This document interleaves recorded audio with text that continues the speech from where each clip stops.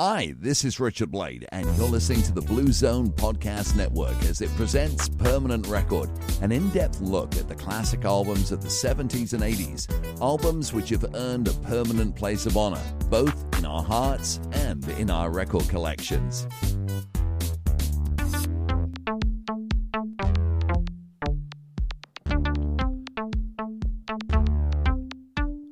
Welcome back, my friends, to the dark world of the Permanent Record Podcast. Whoa. I'm your host, Baleful Brian.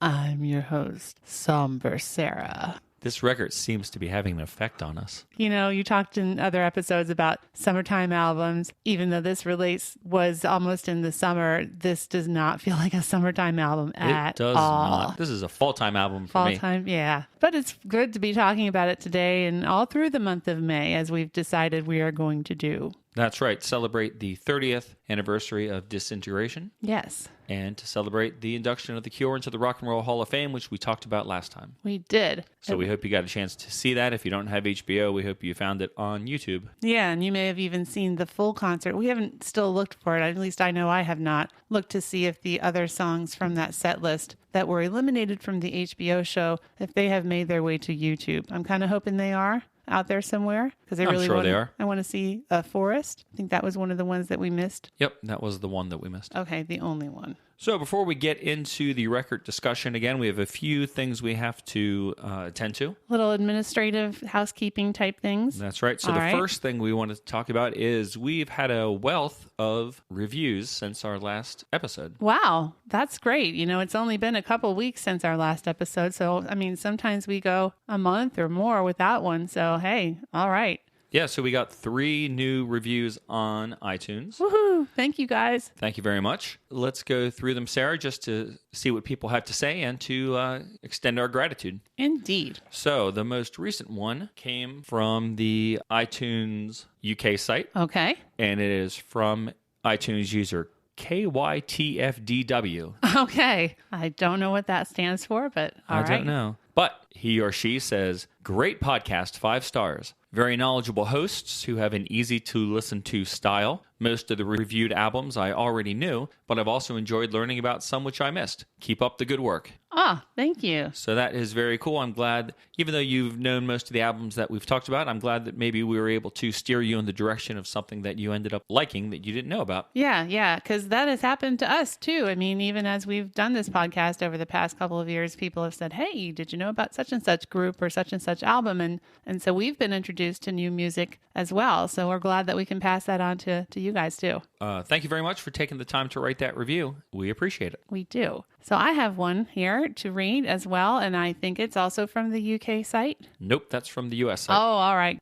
This is from a user called Mr. Sadman, and the title is Cure Love. So you can imagine what this one's about. It's a 5-star review, and it says, hey guys, just listened to your latest episode and really enjoyed it. I host an all-Cure podcast called The Holy Hour Podcast on iTunes, YouTube, etc. So it's great to hear more Cure talk. It's becoming a bit of a running joke with us, how there is just never enough time to cover everything that needs to be said about Disintegration. So I'm thrilled you'll be devoting May to just that album. Can't wait to hear more. Keep up the great work. Even love the non-Cure related episodes. Cheers, Gavin. Well, thank you very much, Gavin. Yes, thank you, Gavin. We may have to check out that podcast too. I did check out that podcast. I listened to 2 episodes this week. I listened to their discussion on Blood Flowers, and I listened to their discussion on The Cure. Oh, very the self-titled album. Oh, that's great. Yeah, I wanted to pick some records that I was relatively certain that we probably wouldn't talk about. Yeah. Just so I didn't find myself being influenced by what they were saying too much. I don't want to copy off of these things that I hear. That's one of the problems. I love listening to podcasts, but I don't listen to a ton of music podcasts just because I would be listening to podcasts that deal with the same music that we want to talk about. Yeah. And I don't want to end up just repeating what I hear other places. Yeah. However, I did go out and they have a lot of episodes. They have probably over 100, and there's a lot of good topics that they talk about. And I really enjoyed their discussion on those 2 latter-day Cure albums. Oh, very good. That's really helpful for the rest of our listeners, too. If you found us because you were looking for things about The Cure, if you don't know about this one, sounds like another good one to check out. Holy Hour? The Holy Hour podcast has a nice little red graphic with the traditional Robert Smith Boys Don't Cry silhouette. shape on it. So they do a very good job. They swear a little more than we do. Ooh, okay. All right. Thanks for the review. And like I said, I really enjoyed your podcast, and I'm going to keep listening. So thanks for reaching out to us. Win-win. And our last review is from the British iTunes site, and it's a 5-star review from Forever Red. And it's titled, Whoa. I like that. Me too. I hope it's a good whoa anyway. 5 stars, I guess it is. What an unbelievable podcast. I stumbled across these guys while looking through the Pet Shop Boys, my favorite band, on iTunes. This is really first class, and as a massive Pet Shop Boys fan, I can't put into words my appreciation and delight at this dissection of one of my favorite all-time albums. I've downloaded the Introspective album also, and can't wait to give it a blast. I've also downloaded Erasure's Wonderland. I would urge you, Brian, to give the It Couldn't Happen Here film a go. I had it on VHS all those years ago and played it so much the sound wore out. And yes, it doesn't have Roger Moore, but it does have a young Timothy Dalton trying to work out 2 divided by 0 on a writing pad in a World War II cafe. Excellent stuff. Well, you just said the magic words there, actually, Forever Red, because while I love James Bond, I don't love Roger Moore, but I do love Timothy Dalton. Yeah. Timothy Dalton was the actor that got me into Bond. Yeah. And right. I've gone on to collect a bunch of his films, mostly on VHS, because that was the time when I was collecting them. But I always enjoy his work and always enjoy seeing it. So I will search out that Pet Shop Boys film. Mm-hmm. I'd like to see him in a World War II cafe doing mathematics. Yeah, that sounds wonderful. So thank you for the review, and thank you for reaching out to us on Facebook as well. Oh, yes, We've enjoyed talking to you quite a bit this past week or two. Yeah, a lot of good comments and discussion, which has been a lot of fun. Thank you. And so thanks, everybody. If you enjoy the show and you want to help us out by doing an iTunes review, we always encourage you to do so. It helps out our show. That's right. And we like to read them, and we like to just talk about them here on the show so we can let you know that we appreciate it. Very much. And of course, there are other ways to get in contact with us. If you don't feel like writing a review, there's always, regular old Facebook. There's Twitter. We use Instagram a little bit. And let's not forget the phone number. Oh, the phone number, yes. Our voicemail number, 724-490-8324. You can call us any time of day to let us know what you think about the show, and we can play it on the air then. Right. Not on the air, we're not a radio show. No. We can play it on the show and let you listen to somebody other than us. Yeah, I was kind of hoping maybe we'd get a couple voice messages in relation to this album, because this is a big album for a lot of people, celebrating a big anniversary. So, of course, there's still time yet, because we're going to spend the rest of the month talking about it. So if you've kind of been thinking about it or forgot about it, maybe here's your reminder. Call us up. Tell us what you think of this album, any particular songs on it. We would love to hear from you. Indeed. All right, and one last thing before we get into the meat of the episode. We mentioned last week that the album hit number 12 in the U.S. on the Billboard charts. Yeah, we were a little bit disappointed, even though that was very good in terms of all the other Cure albums to that point. Right. Charles Christopher, a listener who we've talked to numerous times over the past year or so, he pointed out something on Facebook that I just wanted to bring up. He said that the thing to remember about the American chart position is that while number 12 seems a little disappointing, Disintegration hung around the top 20 and Billboard charts for a long time. It was definitely a long-term success, even if it wasn't the biggest album around in any one specific week, which is actually a good point. Yeah. And I went out to the Billboard website to find out exactly how long it was on the charts, and the album did spend 55 weeks on the charts. So wow, it was actually over a year that it was in the top 200. Well, that's really impressive. Yeah, and a good point. So thank you, Charles. Yep. All right, so we mentioned in the previous episode, we ended that one with reviews of the album at the time from when it first came out back in 1989. And we said in this episode, we were going to start off by talking about reviews from more modern times, kind of retrospective reviews. Right, because I thought at least that those old-time reviews, they were a little more critical than I was expecting. Yeah, they were. Although, given what we know about the record company position on this album, it's not too surprising.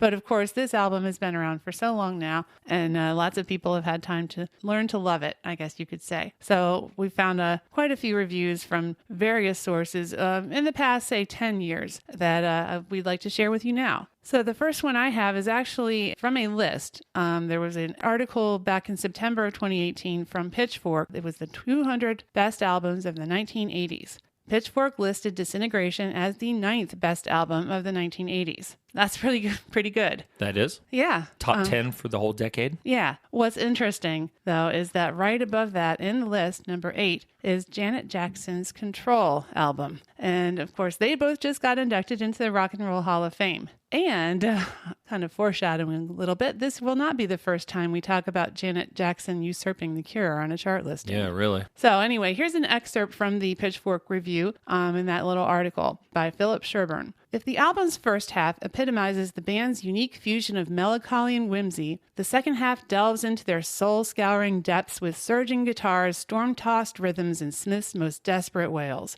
Fascination Street and Prayers for Rain draw from the dirge-like moods of the early 80s work while blowing that feeling up to acid-drenched proportions.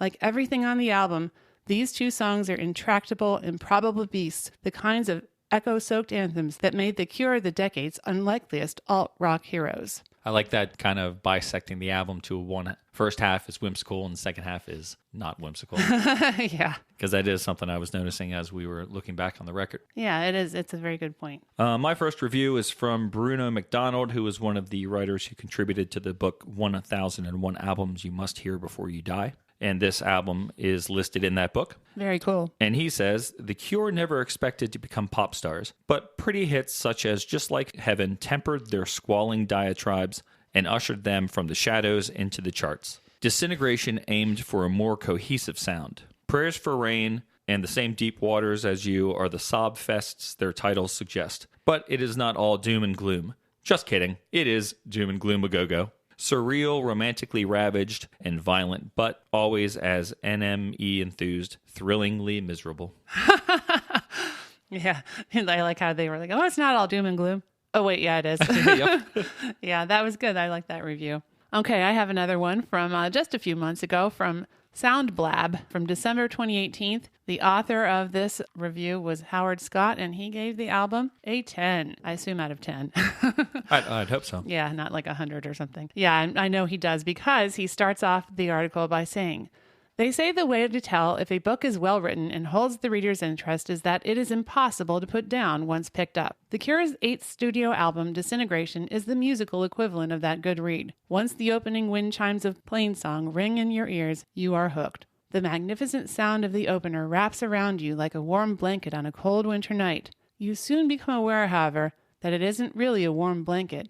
It is more like a straitjacket, with Robert Smith and gang tightening the straps and keeping you fully mesmerized for 72 minutes of glum grandeur. He goes on to say, The Cure's influence on modern music cannot be overstated. They broke out of the post-punk goth band mold to virtually create the alt-rock genre, while simultaneously building a sound unique enough to be impervious to lesser copies. When you hear a Cure song, you instantly know who it is. It is really a bit of a shame that Smith's fear of never creating his best after 30 came to be a bit prophetic. The band still creates music and has toured for decades, but Disintegration will always be considered their crowning achievement. Very true. Yeah, I can't say I disagree with that.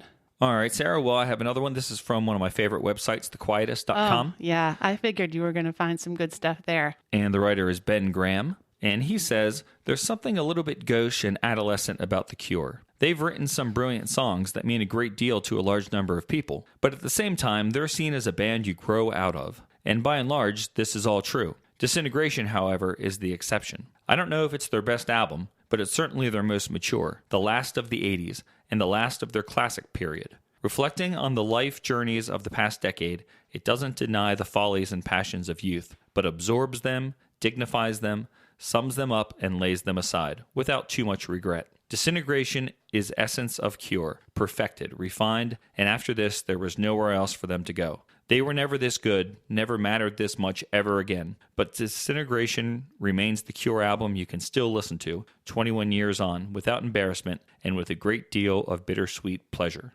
Wow, that was a very interesting review. I think for the most part, it was very, very favorable. I guess it was favorable towards the album itself and not necessarily the entire catalog of The Cure, especially post this album. Right, yeah. That's a discussion for another day. But, sure, you know, those latter-day Cure albums all met with varying degrees of creative success. I think fans are all over the place on those.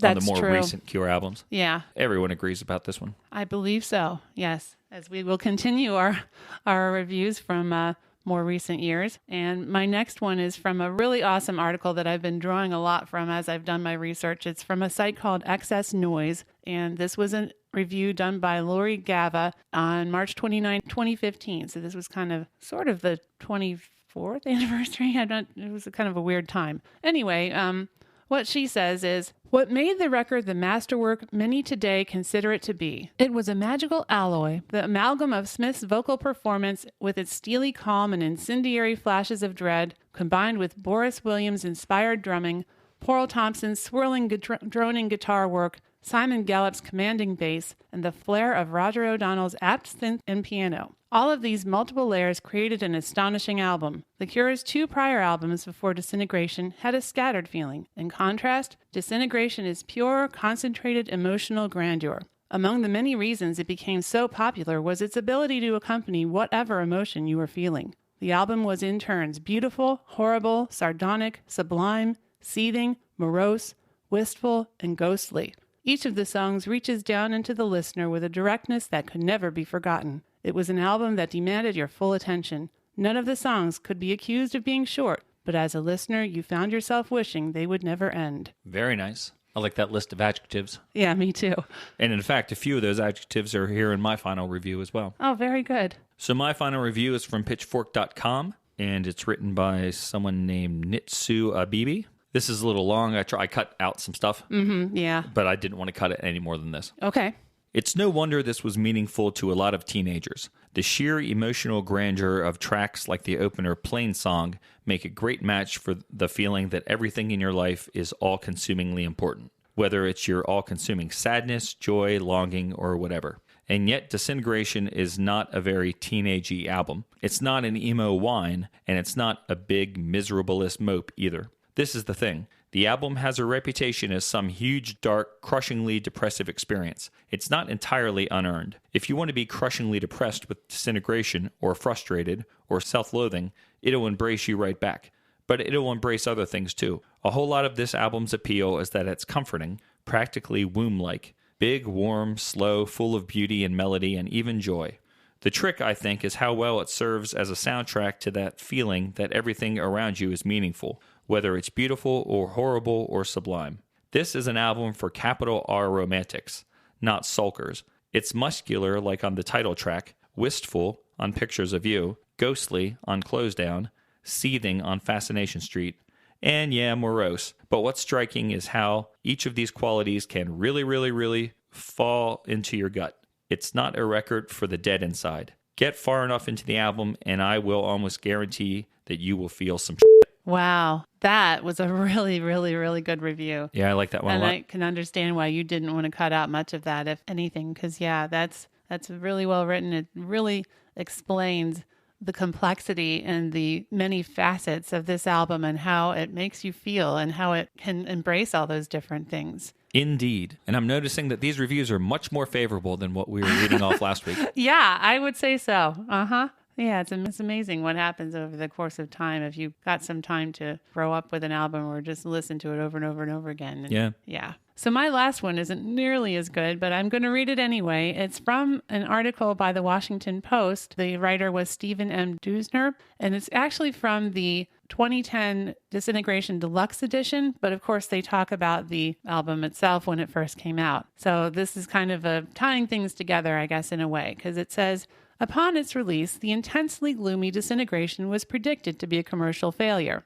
especially following the double album Kiss Me, Kiss Me, Kiss Me, which showed the range of the Cure's sound from forlorn to effervescent. This collection initially sounded too dour for radio play, too claustrophobic to produce a hit. And yet, even 20 years later, Disintegration remains the band's commercial pinnacle, not simply outselling their previous and subsequent albums, but notching their two biggest hits, the Creeptacular Lullaby and the Smash Love Song. More than that, it is one of the Cure's best albums. If Kiss Me shows their reach, Disintegration emphasizes focus and restraint in both lyric and music, setting and sustaining a consistently ominous tone across a dozen tracks. As unified as the album may be, it nevertheless sprawls. Fascination Street begins with one of the band's most formidable jams, and Prayers for Rain opens with a lengthy instrumental section that provides a cinematic backdrop for Smith's anguish. This is, in other words, The Cure in widescreen.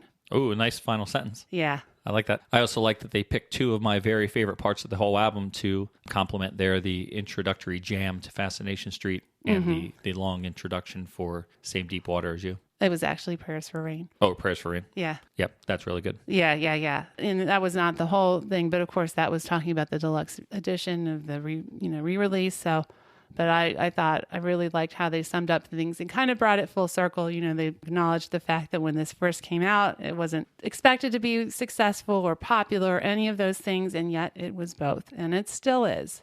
Yep, to this day. Yeah. People were still discovering this album and loving it. Yeah.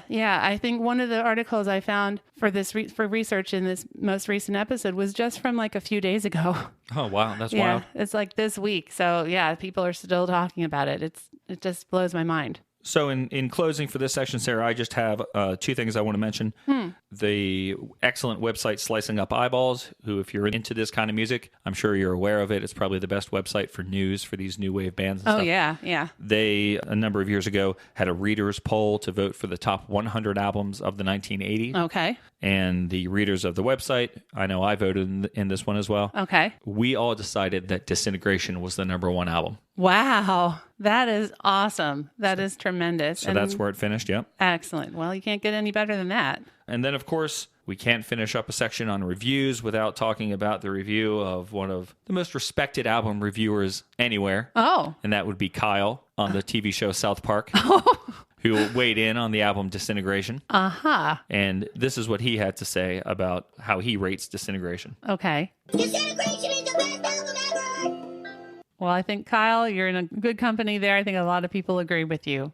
Very nice little closer to that section. And that's going to bring us up to the actual songs on the record. Oh, man. Are you ready for this? I'm ready for it. You ready to get into this album? I am ready to do it. Talk about it, each song? So we are going to talk about the first song in side one.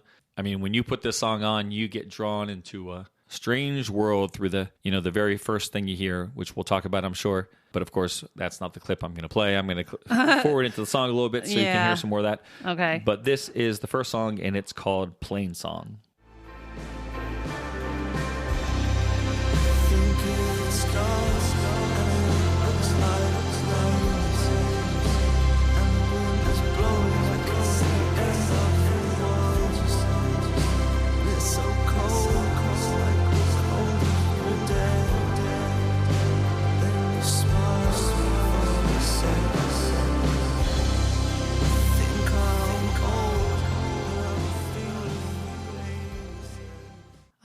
The chimes, the sparkles, the synths, the drums. Oh, my goodness. Oh, it's just so much.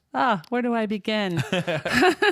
Where do I begin? Well, I'm going to begin with some other people's words just because I really, again, want to talk about the awesome review from, I think it was Lori Gava from Excess Noise. It's a perfect way to start the discussion on this song. Few 80s albums could boast as grand a start as Plain Song, with its breathtaking, shimmering intro. The discordant wind chimes and heavy, plodding, deep droning guitar effervescently exploded out of the speakers.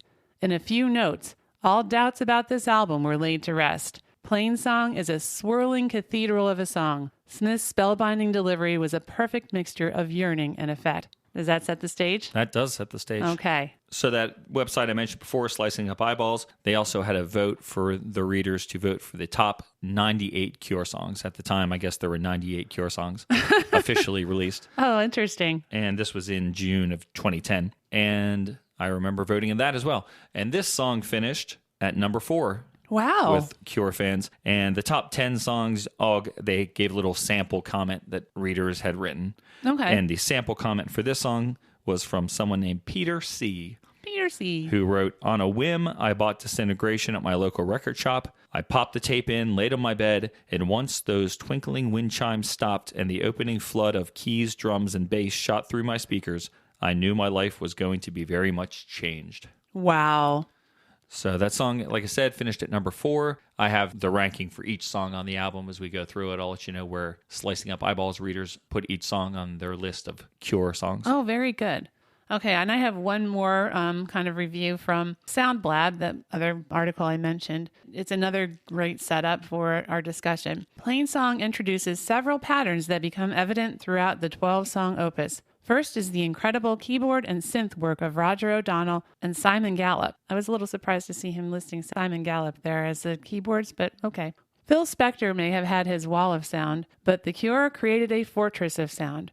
Or maybe a falling down, overgrown castle of sound. I really liked that imagery too. Yeah, I like that a lot. That's funny. So this song has always meant something to me and always occupied a special place in my heart. I mean, after all, it's the song that kicks off one of the most important albums of my life. And it perfectly sets, I think you'll agree, it perfectly sets the mood for the next 70 plus minutes or however long this album is with those gorgeous wind chimes in the introduction. Yes, I totally agree. The song is going to feature lyrics that I couldn't quite wrap my head around, although, I thought they were absolutely wonderful.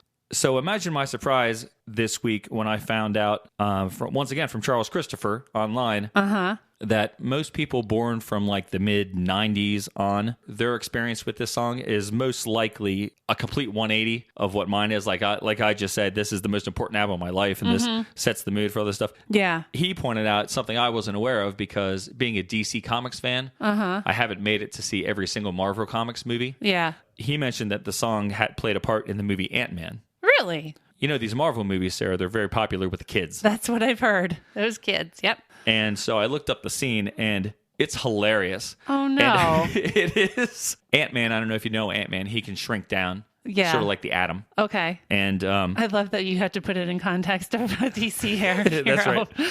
And in the movie, he's battling Yellow Jacket, who seems to be the villain of the movie, even though in the comics, Yellow Jacket was a hero, at least when I used to read the Avengers. But in the movie, he's a bad guy, and they are fighting inside this briefcase. So as they're fighting in the briefcase, somebody bumps the button on the iPhone, and Yellow Jacket, the villain, says, "I'm going to disintegrate you." Oh. At which point Siri says, "Playing the album Disintegration by The Cure." Oh, my gosh. And then the rest so of the fight it starts off with happens with Plainsong like as the accompanying music for this superhero fight. Oh, wow. And it goes on for about 20 seconds or so until like the briefcase, it turns out it's falling through the sky. It falls into a pool. Oh, no. And then when it hits the pool, all the music stops. Yeah. But it's so funny. But it's oh, like, my gosh. So all the youngsters who are seeing this movie and don't know The Cure, that's their introduction to Plainsong. Man, that's so unfortunate because then they'll come back to this album and be just like laughing throughout the first song. And it's not, oh, wow. I don't know how I feel about that. Well, here's what the director says, Sarah. Okay. In the briefcase battle, we knew we wanted to have an iPhone joke. The director's name is Peyton Reed.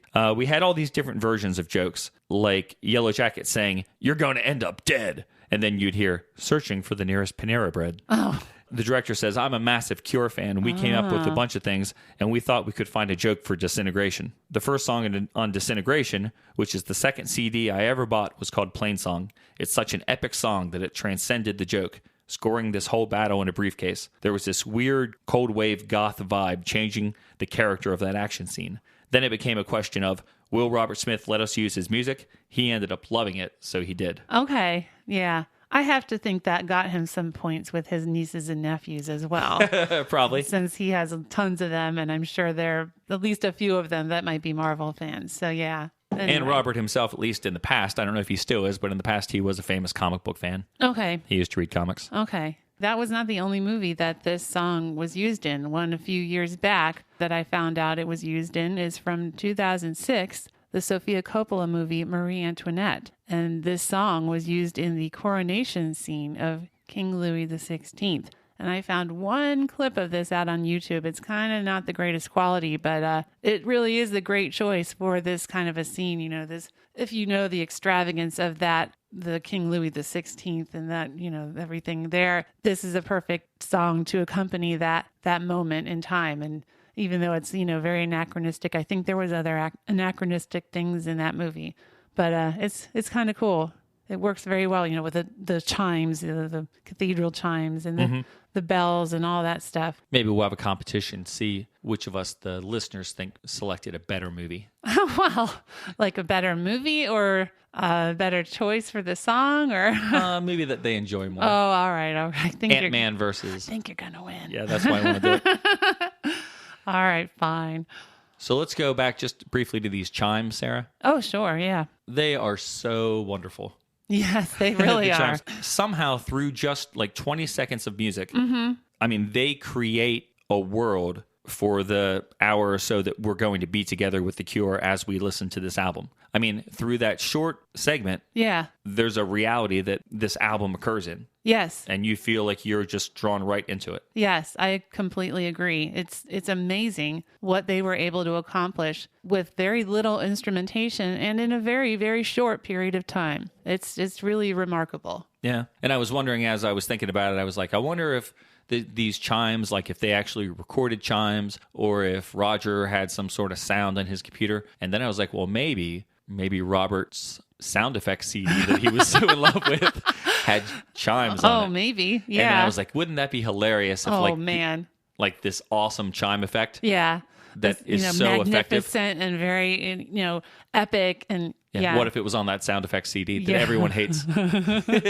Oh my goodness, that would crack me up. Yeah, we have some comments from Roger about the making of this album. He doesn't say anything about the sound effects or the chimes on here. He does talk about the fact that the song is all in C. I think we mentioned this last time. The song is in C. That's the thing about this album. The vast majority of these songs are in major keys. And I think that's kind of surprising in a way because, the themes of these songs are often very sad or even angry or bitter or just, morose. And yet they're in major keys. So Right. I think that's kind of an interesting juxtaposition there. But yeah, he talks about it's all the white notes, and just about every one of them was played in that song. So it's kind of funny. Yep. And last week, in one of the reviews you read, they mentioned that the album was filled with songs in minor keys, Yeah, and you were like, and well, not necessarily. Like, no, actually, that's wrong.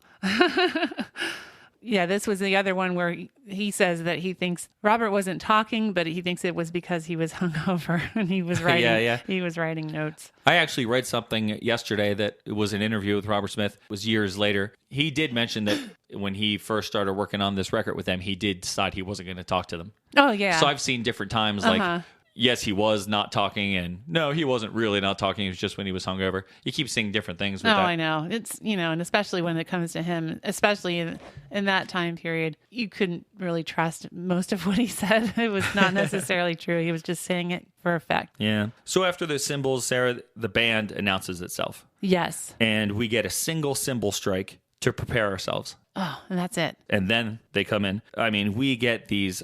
I was trying to come up with great adjectives for this. We get these icy, majestic keyboards.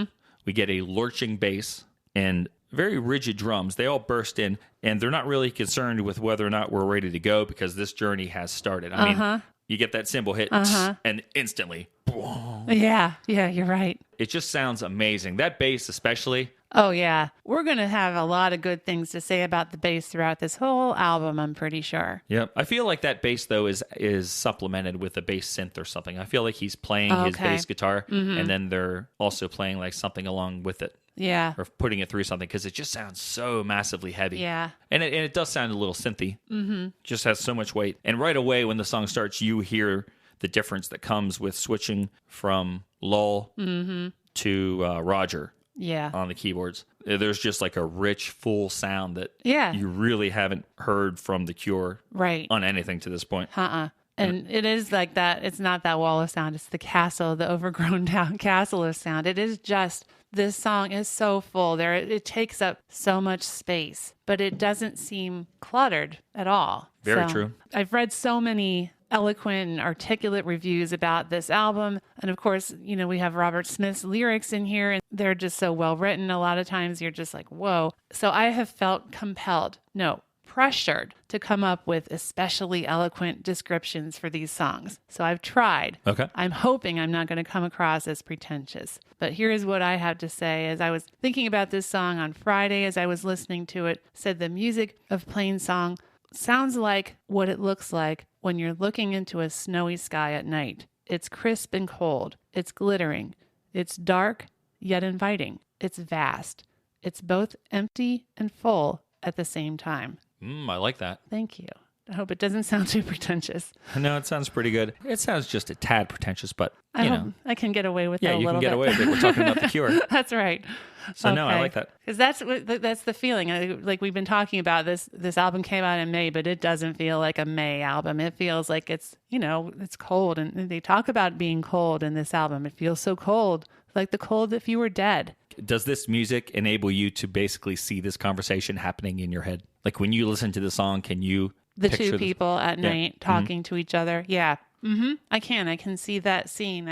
Yep. I've always been able to do that. I just see it happening in this big expanse with like dark grays and rich purples and black shades and maybe a little like weird green in the sky and stuff. And I can see the young couple there just kind of like it's from a video to accompany the song or something. But I was surprised. I was reading people talking about this song online, and I was surprised by how many people also said like, I can picture this in my head. But then I was a little surprised that so many of them mentioned that it was happening on a cliff. And wow. I think that because the video for Just Like Heaven happens on a cliff. And close to me. Yeah, I think that they're... they are kind of... Their history with the band is making them see that in the song. Yeah. I don't see how you get that from the well, lyrics or the music maybe because that would be on the cliff. Because he's feeling like he was living on the edge of the world. You're living on the edge of the world. You're living on the edge of a cliff, kind of very precise interpretation and very literal interpretation, maybe. Yeah. What I thought was strange about the lyrics, though, is I really picked them apart a little bit more. And he says, it feels so cold, like the cold if you were dead, and you smiled for a second. What an interesting thing to picture. Someone says, feels so cold, like the cold that you were dead. And then you smile. Like I just smiled at you after I said that. It is an odd thing. Do you think it was maybe a nervous smile or what? I don't know what kind of a smile that really would have been. So like I said earlier, Sarah, it featured lyrics that I couldn't quite wrap my head around. Okay. So I've always found it interesting that it's a conversation, but that we get both sides of the conversation from the narrator. Yeah. He tells us what the woman says instead of letting us hear her speak it. And some think online it seems that it's about an actual person who's going to die. Yeah. And some think it's about a relationship that's going to die. Some think other things. But I mainly entertain the first two ideas, I guess. And I usually think that the woman is dying, either of old age or an illness that makes her feel like she's old before her time. And all her words have him feeling similarly, as if he's living on the edge of the world. And then she tells him at the end, you don't really feel that. It's just the way I smile that does it to you. And I like that interpretation just because it sets the mood of an album, which is going to be pretty gloomy and dark, but there's a little bit of a sense of humor right there at the beginning. It's kind of like a light in the darkness, just a little bit of light that we won't really see for the rest of this journey. Interesting. So the smile, I just sort of see it as she knows she's taking the piss as she's talking to him. Yeah. That's how I see that. Okay. Now, I didn't see anything online that really sees it like that. It's all pretty doom and gloom when I was reading about it online. But for some reason, I've always thought that last line, she's like, I'm able to manipulate you into feeling all this stuff because I'm so pretty and I have this smile and, you think so highly of me and stuff like that. I don't know if you've ever had a thought like that about it or not. I hadn't really, but I can see where that could be a possible interpretation. And I would take that a step further and say, well, they're doing that with the music here in this album, aren't they?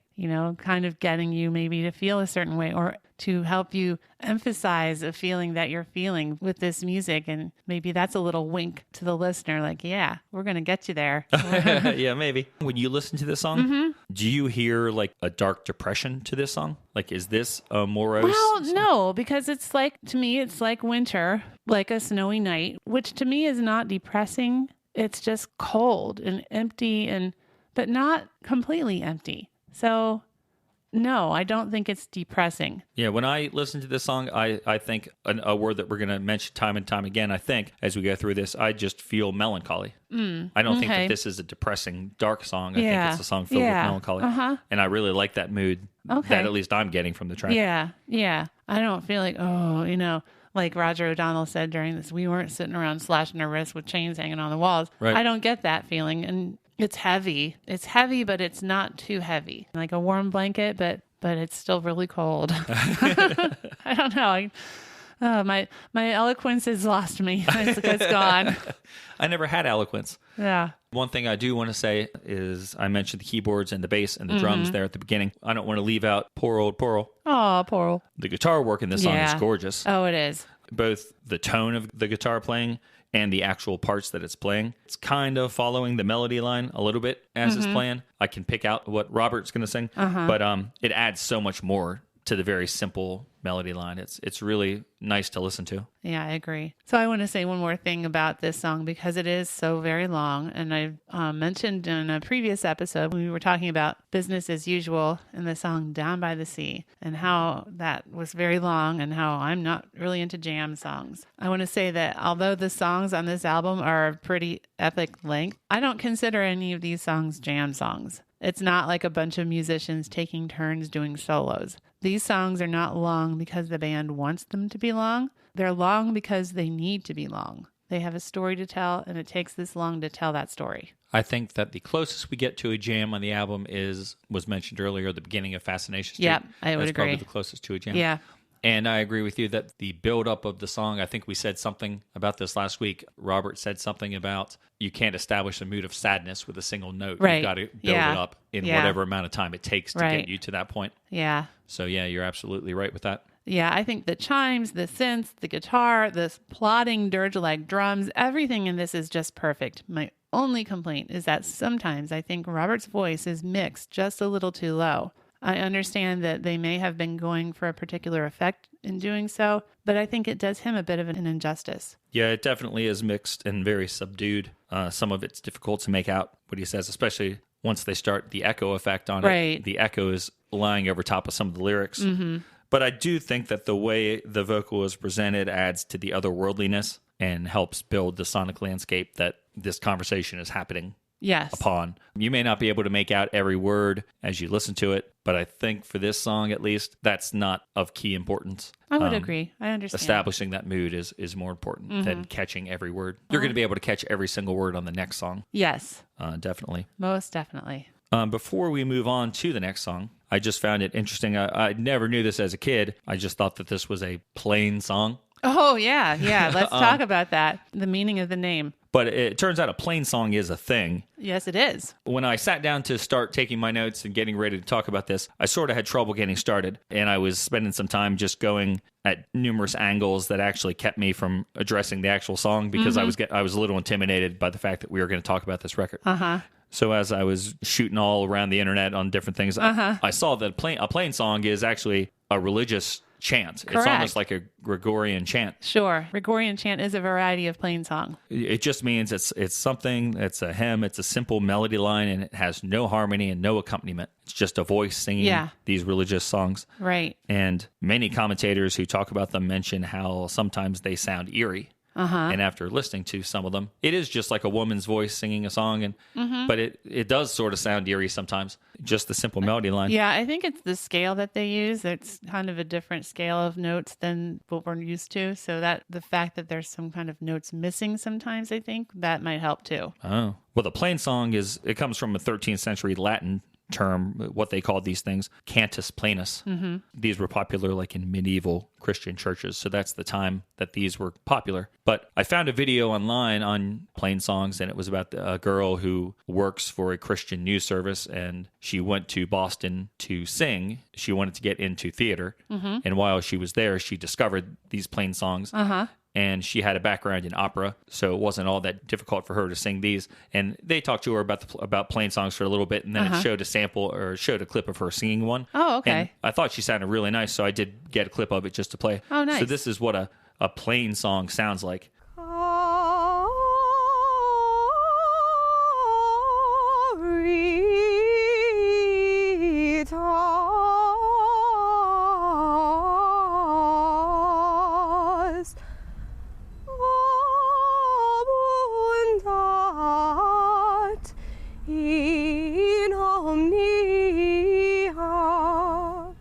Wow. Yeah, it's kind of nice. So I'm not 100% understanding. I'm probably not even 50% understanding what the relevance of, hey, there's something called a plain song, and this is also called a plain song. Yeah. I haven't made the connection really in my head. Well, yeah, and there's only a slight, perhaps, connection that I can find. The fact that Robert Smith was raised as a Roman Catholic, and that type of responsorial singing is in the Catholic Mass. Why he would call this song plain song, because it doesn't really sound like that, I don't know. But, I mean, we do have the cathedral bells in the beginning, so there's that. My other thing, this is like a real stretch, but I'm going to say it anyway. The word plain in plain song, could it also mean plaintive, like a plaintive song? Because I think that's a kind of a theme here in some of these other songs on this album where he's very plaintive, especially I think the next song. That's just me being kind of like grasping at straws. So Sarah, I might agree with you. However, I'm going to need you to explain in more detail.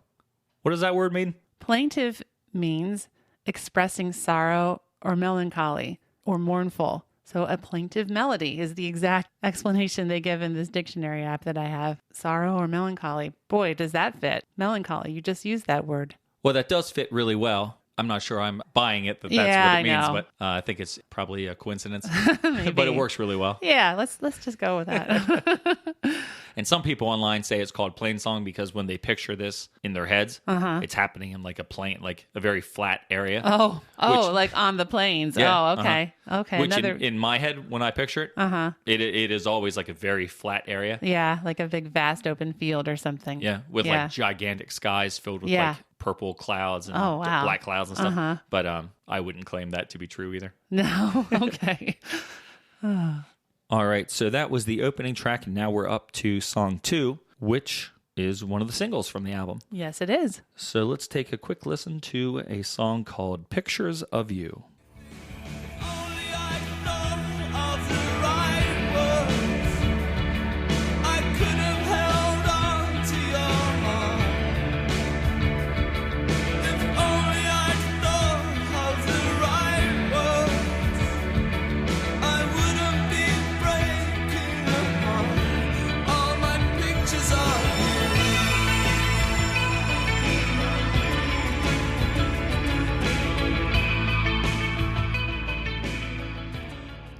All right, Sarah, why don't we pause the show here for a second? Yeah. And I'm just going to run out. I have a hankering to take some digital photographs with my HP camera. Oh, do you really? Yeah, so why Okay. don't we just pause the show so I can go do that? Oh, man. I'd really rather continue on, but I know why you're so anxious to do that. Yeah. That song makes you want to take pictures with your HP camera. Yeah. It does, for sure. because back in 2003, this song, quite controversially amongst Cure fans, Yeah. was used in an HP digital camera commercial. Yes, it was. You know, when I was a kid, I used to read Mad Magazine, but I also read a magazine called Cracked, and it was just like Mad. Yeah. But I now- liked Cracked better. I Did- used to read that too. I did too, I think, because I actually subscribed to that one. Oh, wow. But Cracked years ago came back as like a website. Yeah. And it's not really the same sort of thing, No. but they have funny articles. And on Cracked Magazine's website, they had a list of like the top 10 worst pairing of like pop songs and commercials. And this was here. I think it was like 3 or 4. Oh, good. Cracked Magazine said the theme of this 2003 commercial for HP was living in pictures. Naturally, HP wanted a photography-themed song to accompany their touching montage. You know, something upbeat and perky with a positive message and a catchy melody. So they chose The Cure's Pictures of You. Hey, 1 out of 4 isn't bad. Wow. Yeah. So yeah. do you remember this commercial? I do. When I went back and looked at it, I was like, oh, I do kind of remember this. And I think I was a little bit put off by the fact that they used this song. I mean, I was happy to hear the song, but I'm like, this isn't really a good song to be using if you want people to be like having happy memories and, you know, creating wonderful moments with their photographs. Like, yeah. Yeah. Back then, I'm sure I didn't enjoy it either. These days, I love when I hear one of my songs on commercials, like Don't You Want Me is on some sort of cleaning product, or Yeah. and Pop Goes the World was on. Yeah, Take On Me Target or is being used, at least some version of it is for some, I don't know, diet food or Take something. On Me is everywhere. Well, yeah, it is. And I think it's great because it's Oh, I know it. And I know exactly what they're doing. They're appealing to our demographic. the advertisers are appealing to our demographic. Mm-hmm. The artists who I love so much are getting, you know, a new income source, a Sure. new revenue source, which I think is Yeah. great. But this one at the time, even to this day, it is a little difficult to accept. Yeah. But Robert says he also wasn't really comfortable with it. No, I know. He says, I agonized about the ad that used pictures of you, but he explains that I was backed into a corner and I still feel really bad about using it Yeah. because Pictures of You is a huge song in the Cure canon. Yeah. And it means a lot to a lot of people. Right. But when I licensed that song, we no longer had a record deal. Yeah. And I had nothing to use as leverage with the record company except I gave them this advertisement in exchange for them to agreeing to remaster the albums. Otherwise, they wouldn't have done it. Yeah. So he was kind of stuck in Yeah. a way, which surprises me, to realize or remember that he was in a position like that where he didn't have a contract. He wasn't, he was kind of like a man without a country, so to speak. Yep. And he was kind of forced into this position.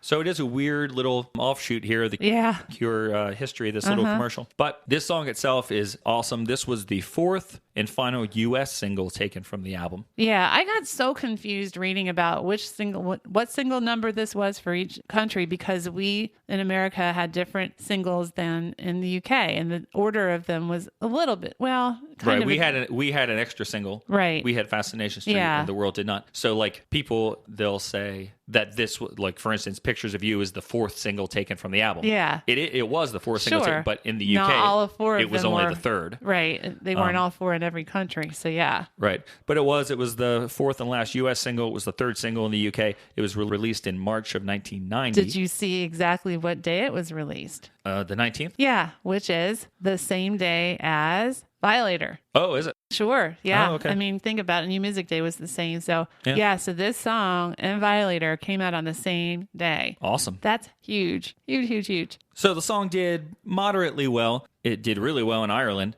Yeah. Went to number 9 in Ireland. Germany, they kind of loved this music. It went to 18. I thought it would have been a little higher than that. Hit number 19 in the U.S. on the modern rock chart. Yeah, modern rock. And it was number 27 song in the UK. You checked Wikipedia, didn't you? I did. It's wrong. What is it, the real chart? I looked on the UK official charts, and it actually got all the way up to 24. Oh, that's good. Yeah. That's good to know. I still am surprised it wasn't a top 40 hit, top 20 hit, though. Yeah, top 30, though. Very cool. Yeah. And in the U.S., on our top 40 chart, it only hit number 71. Yeah, so on the Hot 100, it was 71. Yeah. Yep. Yeah, not the top 40. Yeah. It was number 71 out of 40. Which is kind of disappointing. I bet you that this song would have done better if it came out as the U.S. single after Love Song. Oh, yeah. But I'm pretty sure we had Lullaby in between these two. Yeah, this is where it gets confusing. I do also think that this is one of those songs that has become more popular as time goes on. So you know how some songs were huge back in the day, and then years later, people almost forget about them. Mm-hmm. Sometimes we're listening to that 80s channel on Sirius XM. We hear songs on those countdowns from years ago that were like, oh my gosh, I totally forgot about this song. And here it's like number 20 or number 15 or something. And now we don't even know it. Well, this one I think is kind of on the other side of that. It wasn't that huge then. I mean, it was respectable. Let's call it moderate success. But now it's become so associated with 80s new wave and alternative music as the years have gone by. I think it's much more popular than it was. You're probably right. I think more Cure fans seem excited about it these days than they did at the time, obviously, if they could only get it to number 71 on our charts. Right. So, yeah, I would agree with what you're saying. I don't have any real proof, I guess, but it just seems to me that it's an important single. Yeah, I just have that feeling. I mean, we see it listed in articles and all these things that we're reading online and like that, number one song of whatever. It just seems like it is much more popular now. And while the album version clocks in at about 7.5 minutes, the single edit was only 4 minutes and 46 seconds. Yeah. And if you know the album version and if you've listened to the album a bunch of times, it's kind of discomforting because it sounds so chopped up. Oh, it's downright disturbing, honestly. It kind of is. Yeah. But it's not like a hack somewhere for the record company made that single version. The single version was actually remixed by Robert, Chris Perry, and Mark Saunders, who we've talked about in the past with Erasure. Yeah. He was a mixer for Erasure. That's right. So, it was three guys that had a concern for the song. Yeah. It just, if you're used to that long version, it just sounds... Yeah.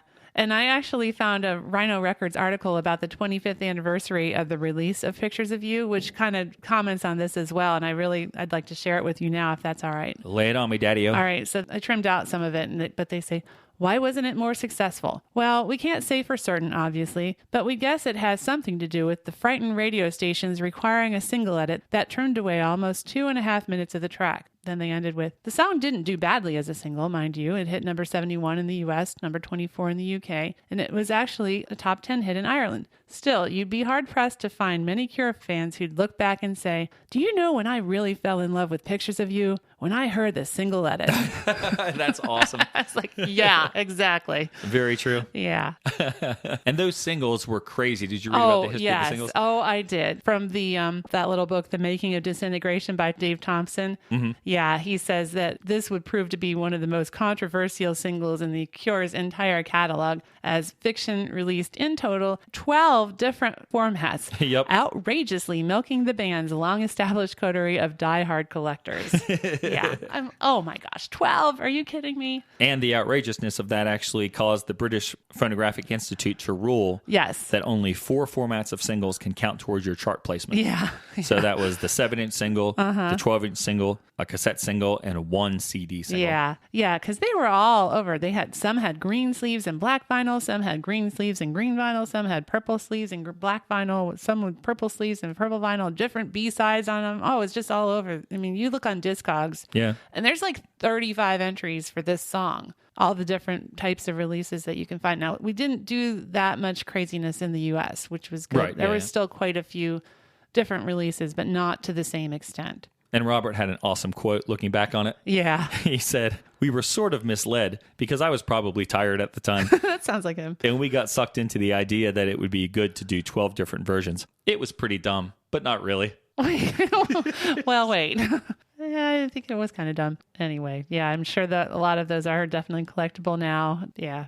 All right, and also talking about that single, the artwork, I always thought the picture sleeve for this single was actually pretty good. Mm-hmm. It's very simple. It's just like black and white artwork and a photograph there. The picture is a picture that Robert had taken of Mary many years earlier. You're seeing her from the back. Right. And according to Wikipedia, that same picture was used as the cover of Charlotte sometimes.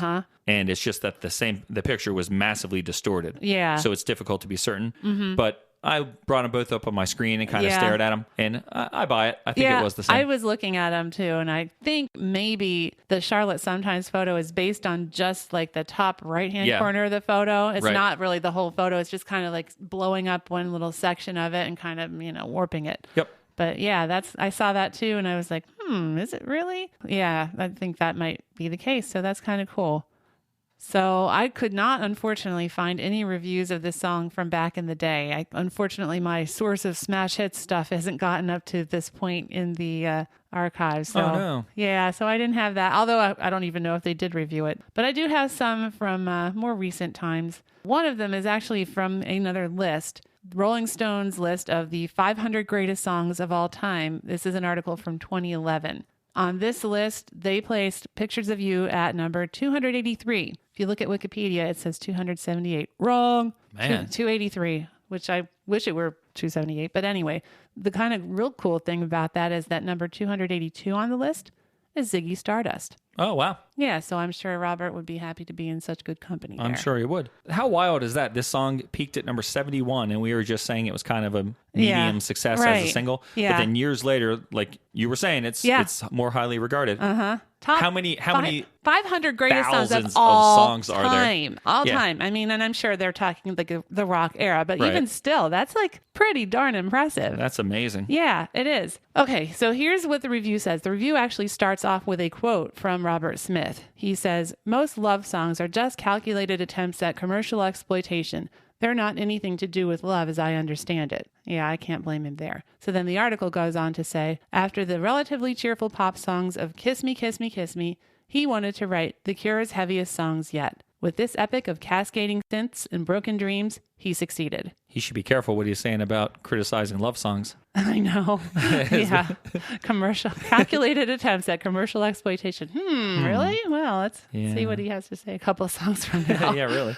I have a review for this song, but it's not from at the time. Spin Magazine said, for all the Cure's achievements in the preceding decade, 1989's Disintegration is the capstone, a payoff that finally weds their pop instincts with their experimentation. The same can be said of Pictures of You when viewed next to their finest singles. Every mood that Robert Smith ever explored, longing, dejection, bitterness, sweetness, sensitivity, infatuation, melodrama is contained within this song. What begins as an all-consuming nostalgia for a lost relationship slowly mutates into understanding, and then in an aha moment during the crashing bridge, regret. part of a stately suite that opens The Cure's wide-open, reverb-heavy 8th album. Pictures of You prepares you for the gorgeous but bracing ride that awaits. Very, very nice. Yeah, I love that. All those different moods. You know, it's again a laundry list of emotions associated with this album and these songs. It's pretty amazing. Mm-hmm. Yeah, I only have one more. It's from that Excess Noise review, and I really like what she says here. She says, "Pictures of You segues perfectly from Plain Song. It is slightly lighter in feeling, but just as plaintive." Ah, plaintive. Hey, there we go. Yeah.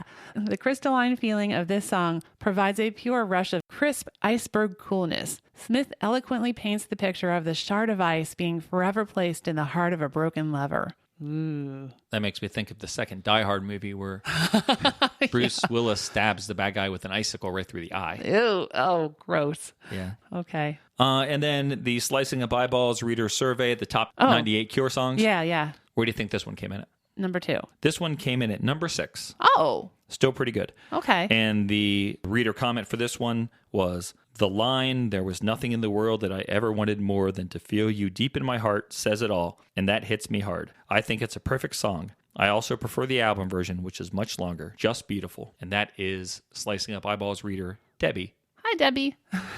Not that she's listening, but I don't know. Shout out to Debbie anyway. Yep. So as of 2010, this song was popular enough with Cure fans that it was number 6. Okay, that's pretty good. Very good. So what's this song all about? Oh, wow.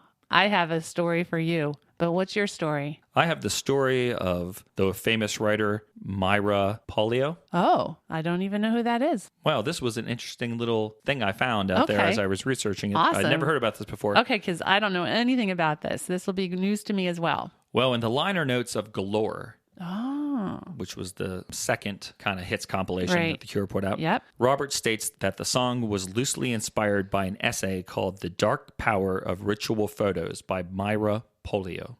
He claimed that after reading The Dark Power of Ritual Pictures, I destroyed all of my old personal photographs and almost all of my home cinema and video collection. I think I was trying to wipe away my past. Within days, I was suffering great regret. I still am. Wow. Yes. Now, the interesting thing is, there is no writer named Myra Polio. Oh, really? And there is no essay called The Dark Power of Ritual Pictures. However, Wow. Myra Polio is an anagram for Mary Poole. Ah. So I think he was just having a little fun. Oh, my gosh. He's such a liar. I can't even handle it. Oh, Robert.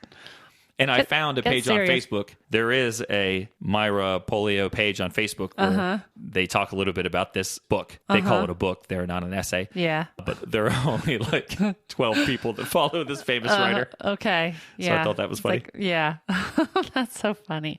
Well, you know, we read a little bit what inspired this song. It was that fire. The fire that we mentioned last time in Robert's room at the recording studio. Right. One thing I read, the author of that book said, The Making of Disintegration, he said, Pictures of You was written after the fire which struck the studio and destroyed so many of Robert's possessions. After it, Robert confessed, I genuinely felt happy about the fire. I didn't feel upset. I felt relief in a very banal way. The song was about shrugging off past burdens. I realized that I'm clutching old pictures of things even taken before my birth to give me a sense of things that went on. So that was what he said at that time. That's still not what I think it's about.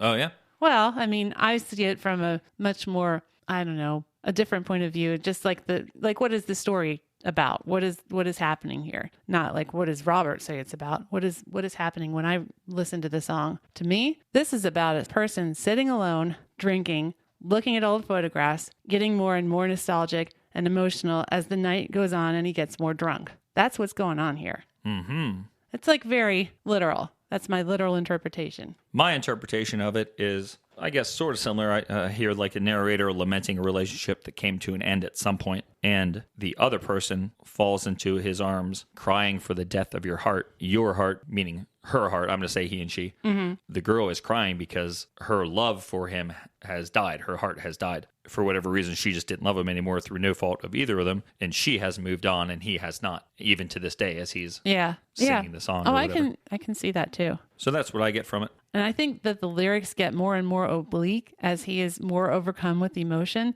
and he has more trouble expressing himself. Say he's getting more drunk or something. He starts off looking at these photographs. he starts getting into his head and remembering, getting nostalgic and emotional. He starts off pretty straightforwardly with saying, remembering you standing quiet in the rain and remembering you running soft through the night. That's very, easy to picture, very straightforward. Right. And then he gets a little more expressive when he says, you were bigger and brighter and wider than snow. And that's W-I-D-E-R. It's not whiter, but it's wider. But then towards the end, he's really just so overcome. And he's saying things like, slow drowned, you were angels, so much more than everything. It's, what does that really mean? Well, in his mind, in his addled mind at this point, he's like, I can't even explain to you how much you mean to me.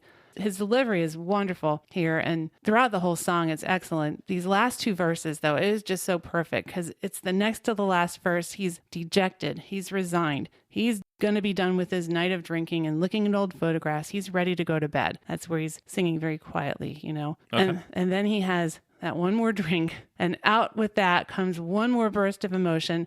Along with that burst of emotion, the distillation of his night of nostalgia into two concise and heart-wrenching lines. There was nothing in the world that I ever wanted more than to feel you deep in my heart. There was nothing in the world that I ever wanted more than to never feel the breaking apart of all my pictures of you. That's his last thought on this whole matter, and he's done. Oh, you think he's over it at that point? I hope so. Or you mean he's done for the night? Well, he's done for the night for sure.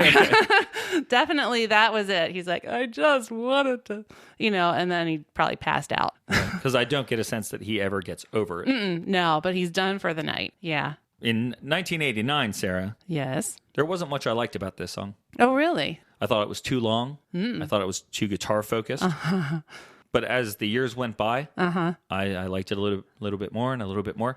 And now in 2019, this is a highlight of the record for me. Oh, yeah. Yeah, this is a wonderful, wonderful song. And I can't imagine that I didn't like it back then, but there was just something, I don't know, it just didn't speak to me Yeah. back in 89. Well, you know what? That just goes along with my theme here as far true. as you didn't like it as much as you do now. But the rest of the world felt the same way. They grew into it with you. It's a beautiful song. Again, the bass line in this, oh my gosh. The bass work in this song is just, so amazing. Simon is always He's awesome. He's one of the best good. bass players. Yeah, and it goes along with the guitar so very well. It really does. And I love the sprinkle of chimes that we get every now and again. It's not nearly, to me, as prominent as it is in plain song, but it's still there. And it does tie those songs together very nicely. I saw someone online, a critic online, say that those chimes date the song and make it sound very early 90s. I never really thought that. Huh. No, I don't know. I'm not sure The whole what album about chimes. is dated to me as far as it's associated with that point in time. I love this album and I will always listen to it, but it is that album from, when we were 18 years old. It's hard to disassociate it with that period of time. Yeah, but it doesn't sound dated like the Circus sounds dated. True. It's not Right. that. No, that you're dated. right. Yeah, I agree. The guitar work is also great in here, too. Oh, yeah. The bass is always awesome. Pearl's always playing awesome guitar, too. Yeah. And I have a feeling like I'm overlooking it as I'm going through this just because I'm focusing a lot on the bass. But I really like the guitar here, especially Yeah. that part. Yeah. I love the way that sounds. My favorite part of the song Yeah. is right at like the 6-minute mark. No other singer could do this. No other singer could get away with this and not be made fun of. But when Robert goes, I'm so glad you mentioned that because I was actually going to say, I have a note on that. You love that. yes, I think it's so interesting that he makes that little squeal sound because to me, that sounds happy. I know, And it does. this is not a happy song. Nope. So it's kind of like, what are you doing, dude? But it is. It's him. It's like a Robert sound. It's yeah, like, totally. Woo! I can't even do it. Like you did it much better than I did. But yeah, it's like, yep, that's old Bob. What are you doing, Bob? No other singer would even attempt that. No. And I do love it. And it's more emotion. I love this. It's so great. That is really great. I love his little quirky His little sounds, his little ad libs and stuff. through the years. Oh yeah. He does so many great things. Like how do you even think to do that? I know.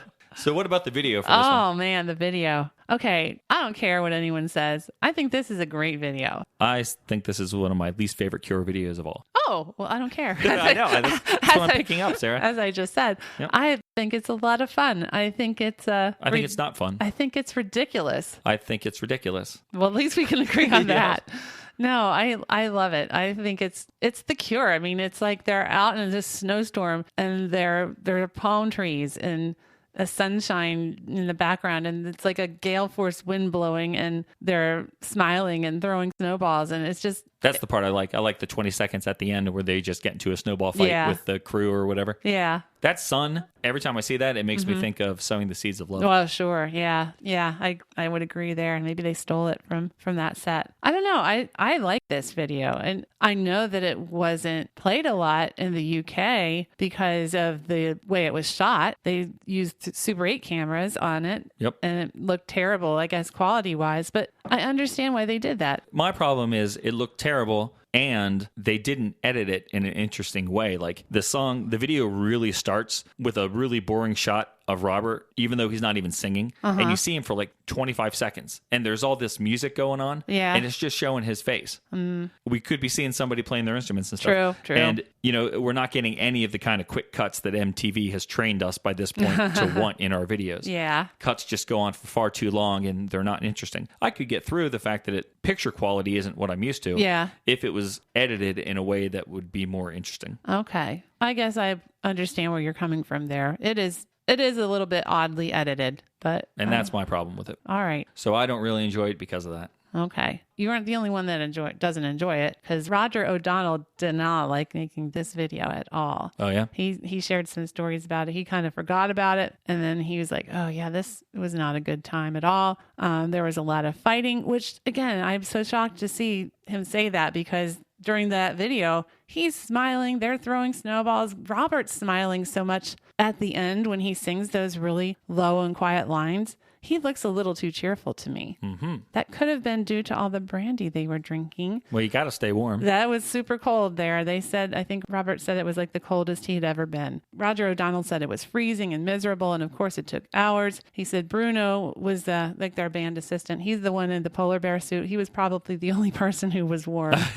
During this time, they were also practicing Hello, I Love You, because they were just about to record that for that Elektra special album. Yeah. So they were doing that, and they were playing this song, and then of course they tried to get home the next day, and they couldn't. Why? Because there was an enormous snowstorm. That snowstorm, as it turned out, was one of the biggest storms of the entire winter, and it covered the entire UK, and everything was shut down, and it was miserable. It was really a really bad storm. They only got as far as like Birmingham, and they couldn't get home, and it was just bad. So craziness. Yeah. Well, in closing for this one, Sarah. Yes. I just wanted to let you and everyone know that Robert Smith and Roger O'Donnell have recorded a new version of this song. Really? Yes, they did, with a London-based quartet called Volute. Oh. And it's going to be used in a new documentary movie called Dead Good. Oh. And it's sort of an interesting film about the funeral business, the way people were changing their thoughts about death. Like, for instance, one of the things that's in the preview is someone says, it seemed odd to me that a complete stranger, or I didn't even know who was going to be dressing my father's body and washing it, and that it's someone that you're so close to, but at the time of the funeral, a complete strangers are going to see him naked and stuff. Yeah. And there's like a psychiatrist, I guess, who says like things are changing and people are getting involved with helping to prepare the body, and it's like a healthy way to look at death. And wow. so it's a documentary kind of like that. So they use this song. It's a new version, and I took a clip of it out of the preview. So mostly this is the song. I left a couple seconds of discussion from the film. Okay. In it, just so you could hear the music that was playing to it. So here it is. I've been looking so long at these pictures of you, I almost believe that they're real. I've been living so long with my pictures of you. She was an unconventional lady. A traditional service would be the one thing she'd come and warn us about. Yes. I came from a world. Oh, that's lovely. Yeah, it sounds really nice. Yeah, and those chimes don't sound dated. Very, very nice. Yep, so they just recorded that this year, I think. Oh, that's cool. So check out the preview for Dead Good if you want to hear it. Dead Good. Okay. All right, and that brings us up to the third song in the album. We're tackling 4 songs today. This is the third. And this is a song called Close Down. If only I could fill my heart with love.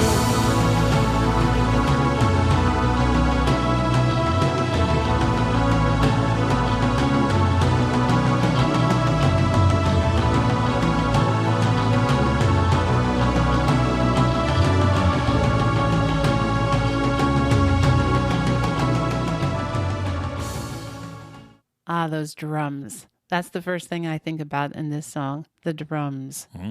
They are so cool and so drums interesting. in the deep. Yeah. Sounds like orc drums. Yeah, well, yeah, maybe a little.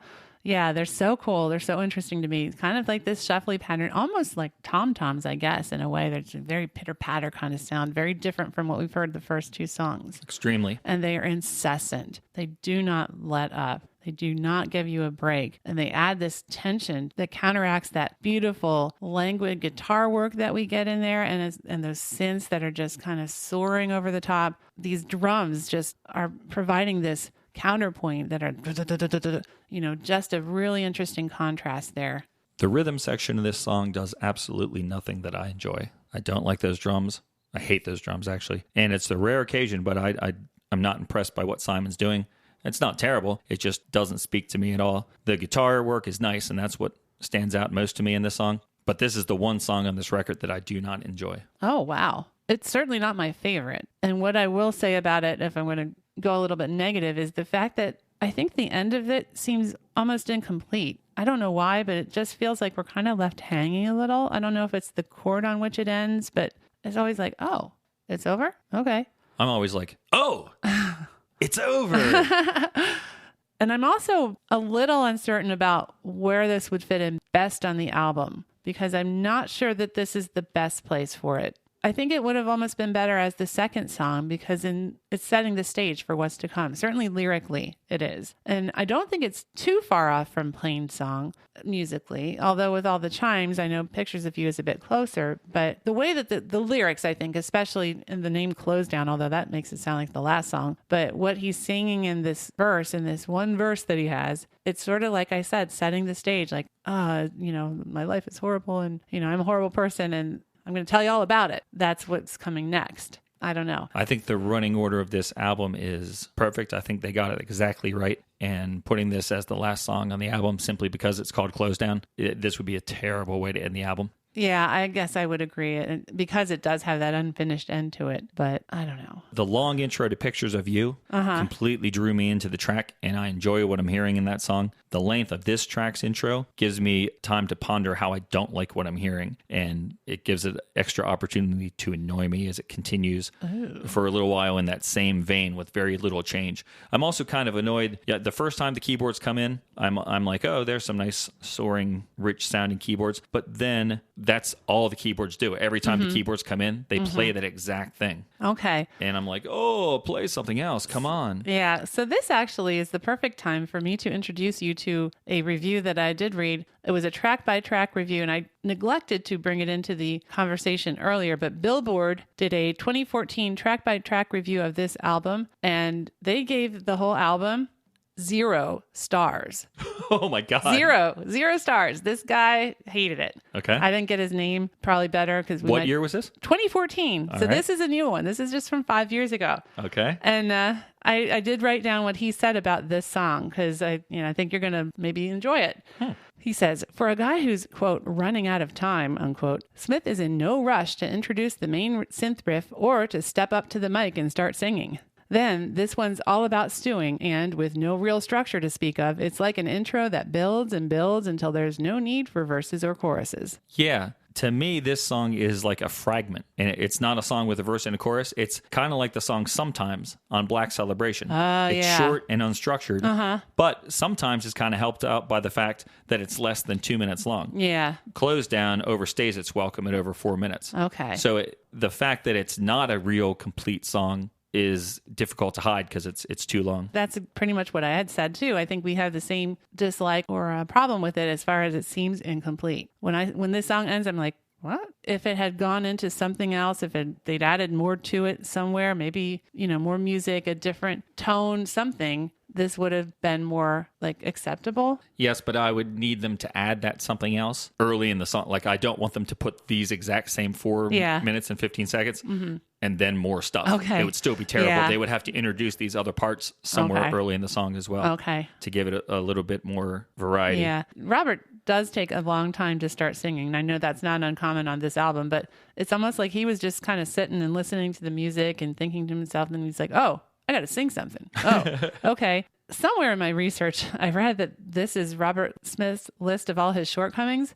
That's right. Which I think is really funny because it's only one verse long. Well, it's like, I guess he's perfect. Yeah, I don't know. Yeah, my list would be longer of myself. Jeff Apter, who wrote a book called Never Enough, The Story of the Cure, he said that the song was written by Robert and served as a list of his physical and artistic shortcomings. Well, I don't know where the physical and maybe that his heart is empty, that needs to be able to fill it with love. I don't know. I have a bit of an issue with that interpretation. Well, the first line, I'm running out of time, that's pretty obvious because we talked about last week that he's running out of time. Yeah, I'm approaching 30. Yeah, no one makes a masterpiece by after the age of 30. Mm-hmm. So that's, we can pin that to that. All right. Robert said in an interview that the greatest frustration of getting older is not being able to feel strong emotions anymore. Cynicism enters your world and you get numb. Yeah. And I think there's some of that in this song. True.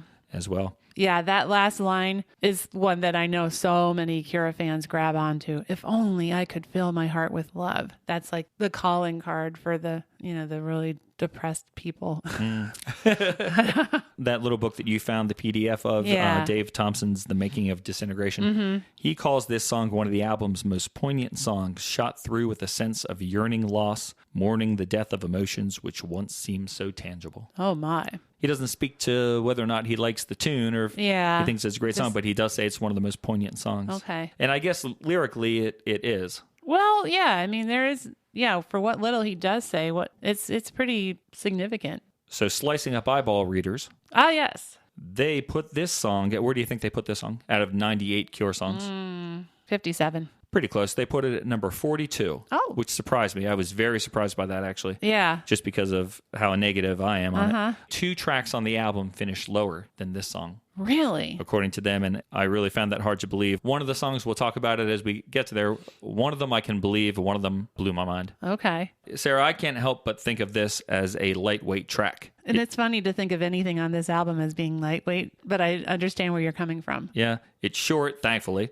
It's extremely repetitive, especially with that synth line. The lyrics, while very open and honest, you can argue with me on this very easily. They're too brief for me to believe that they were assembled with the same care as the other incredible tracks on here. And, I don't know how long he poured over them. Yeah.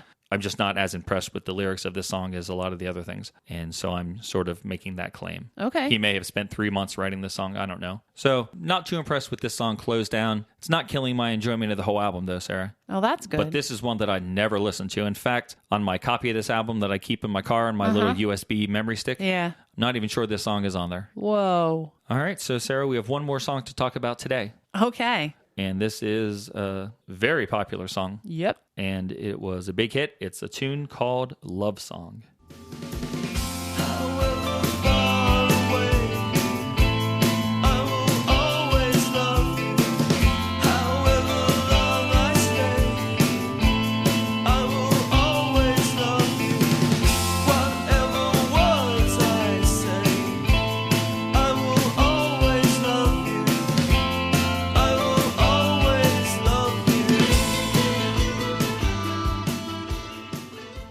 All right, so I had to scroll down here on my phone to find that song sample. Okay. And I just saw something on my phone that I didn't realize was still there. Oh. I just have to play it right here. It doesn't have anything to do with this song. Okay. But it's one of the best things that we've ever talked about in the history of our podcast. Okay. It's so nice to meet you. Hi. Congratulations, the Cure Rock and Roll Hall of Fame inductees 2019. Are you as excited as I am? By the sounds of it, no. Yeah, I don't ever mind hearing that. I don't care if it makes absolutely no sense in the context of this episode. It's perfect. It's wonderful. It's so Robert. By the sounds of it, no. That cracks me up. I've heard it how many times now, and I still laugh like an idiot. Yeah, it's great. All right, guys. So Love Song was the third single from the record. It was the second single in the U.S. Right. And it was the second single in the UK. Yeah. But overall, it was the third single from the album. This is just messing with my brain so much. I don't know why. I can't. I mean, we've talked about like weird release patterns for different albums, but for whatever reason, like this one is really messing with me. I don't know. It's the third single, but not really the third single. And what? Yep. It is a little weird. Yeah. But we do know it was released on August 21st, 1989. At least somewhere it was, because I saw that written down. All right. Which is like right when we started college. Nice. Whoa. So this turned out to be the band's highest charting single in the U.S. to date. Yep. It hit number 2 on the top 100. Yeah, it did. And it was just held off by a song. It just couldn't beat that song. Yep. What song was that? Janet Jackson, Miss You Much. Miss You Much. So Janet. Miss Jackson, if you're nasty. She keeps The Cure from number 1 in 1989. Yeah. And then they had to share a room with her just a few months ago at the Rock and Roll Hall of Fame. That's right. Because they were both inducted in the same class. Yeah. How about that? Yep. And then she beat him on that list of 200 top albums, too. It's like, come on. Ugh. Man. And I was trying to get a win for them. Like when I looked up the information for Charles Christopher when he said that the album was on the charts for so long. Yeah. I was like, oh, you know what? Maybe it was actually on the charts longer than Rhythm Nation. Yeah. And I could bring that up. Yeah. So The Cure was on for 55 weeks. Yeah. Rhythm Nation was on the charts for like 108. Oh, okay. Not even close. Yeah. So Okay. The All Cure right. are powerless against Janet Jackson. They can't beat her in any regard. I want to see that in a South Park episode. Janet Jackson versus Robert Smith. Oh, man. The song was a number 2 U.S. alternative song as well on the alternative charts. It was number 8 on the U.S. dance chart. Yep. It hit number 18 in the UK, so it was a top 20 hit there. Yep. And it was a number 1 song in Poland. Evidently. Yeah. So I was yeah. glad to see it hit number 1 somewhere. I know, in Poland. Yep, I know. like that a lot. Yeah, number 10 in Canada. Yeah, that's right, top 10. 13 in Ireland, 21 in Germany, and the rest of the country's not really worth mentioning. No. It surprises me. I know the U.S. is oftentimes off the beaten path of the rest of the world when it comes to like groups and songs and stuff, but it seems like in this case we were really mavericks here as far as we were the only, besides Poland. Right. It's like, what happened to the rest of the world here? And it wasn't like a, fourth single kind of thing where everyone was getting fatigued. This is I don't know. It's really strange. Maybe it's just that the other places around the world sort of had more of a idea of what the Cure should be. Yeah. So when this really poppy song came out, they kind of rejected it a little bit. The Cure? And meanwhile, the United States is only recently discovered Yeah, the Cure. and this is a lot more along the same lines as, say, Just Like Just Heaven. Like Heaven, It's almost right. the same tempo as that song. So they're Right. kind of like, ooh, we can take this. We got this. Yeah. So in the United States, it actually ended. It was on the end of the year chart. Yeah, it was. It was the number 68 song of the year. Yeah, so that's pretty cool. And the best thing about the single of Love Song is that it contains one of my very favorite Cure songs of all time. Yep. The B-side, the wonderful, fantastic song called Too Late. So I'll wait for you where I always wait, behind the signs that say renewals. I'll watch for you like yesterday, and hope for you one day that won't spend out on me and up too late. Search for you, your head grew straight away from me. The measured step is up you when always too late.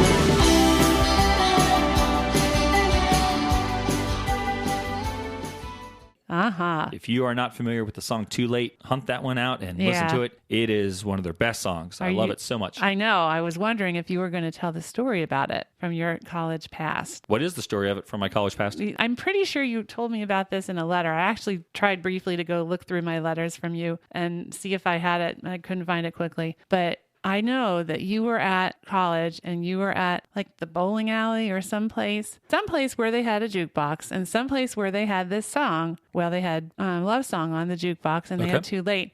And you kept playing this song over and over and over again. You just played it on repeat. Sounds like me. Yeah, it does. I remember you telling me that back in the day and how much you loved this song. Oh. Do you remember any of that? I do not. Oh, man. I do not remember That's a that. rarity that I remember something about you that you don't. I know, because normally I know everything about me. Yeah. But yeah, I'm going to have to look through my letters again and see if it was in there. But I swear that's a true story. You don't deny that it could have happened. Oh, no, that could easly have happened. Yeah. Did you know I don't care what other people want to listen to. No. Heck no.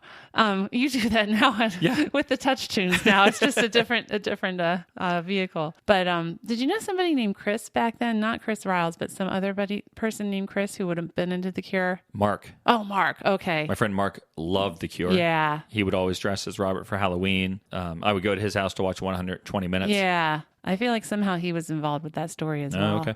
Yeah, so that's your personal history with a song that you don't. Yeah, thanks for telling me. Yeah, you're welcome. So this song is quite beloved, and as we'll find out, it's not as quite beloved, Sarah, because the Slicing Up Eyeballs Readers Survey in 2010 put this song at number 50. Oh, so this did more poorly than Close Down. Indeed. What? This is the second lowest rated track of the album, according to readers of Slicing Up Eyeballs. They like Close Down better than this song. Oh, you know why? Because this isn't Cure enough for because them. It's popular. Yes. Oh. This is such a better song than Close Down. And if you're saying it's not, you're just being stubborn because of its chart success. For sure. Yeah, I mean, let's talk about the actual purpose of this song. Why does this song even exist? I mean, if that's not emotional and poignant and important, then I don't know what is wrong with you. Because this song was actually written by Robert for Mary as a wedding gift. Aww. Everyone say, aww. Yeah, so come on, guys. You know what it's all about? It is a love song. That's like really, really sweet. You played a song for me at our wedding. You played it on acoustic guitar and you sang a song, and that was lovely. And I love that. But he wrote a song. He did, although he did say later that he thought maybe she would have rather have had diamonds. Yeah.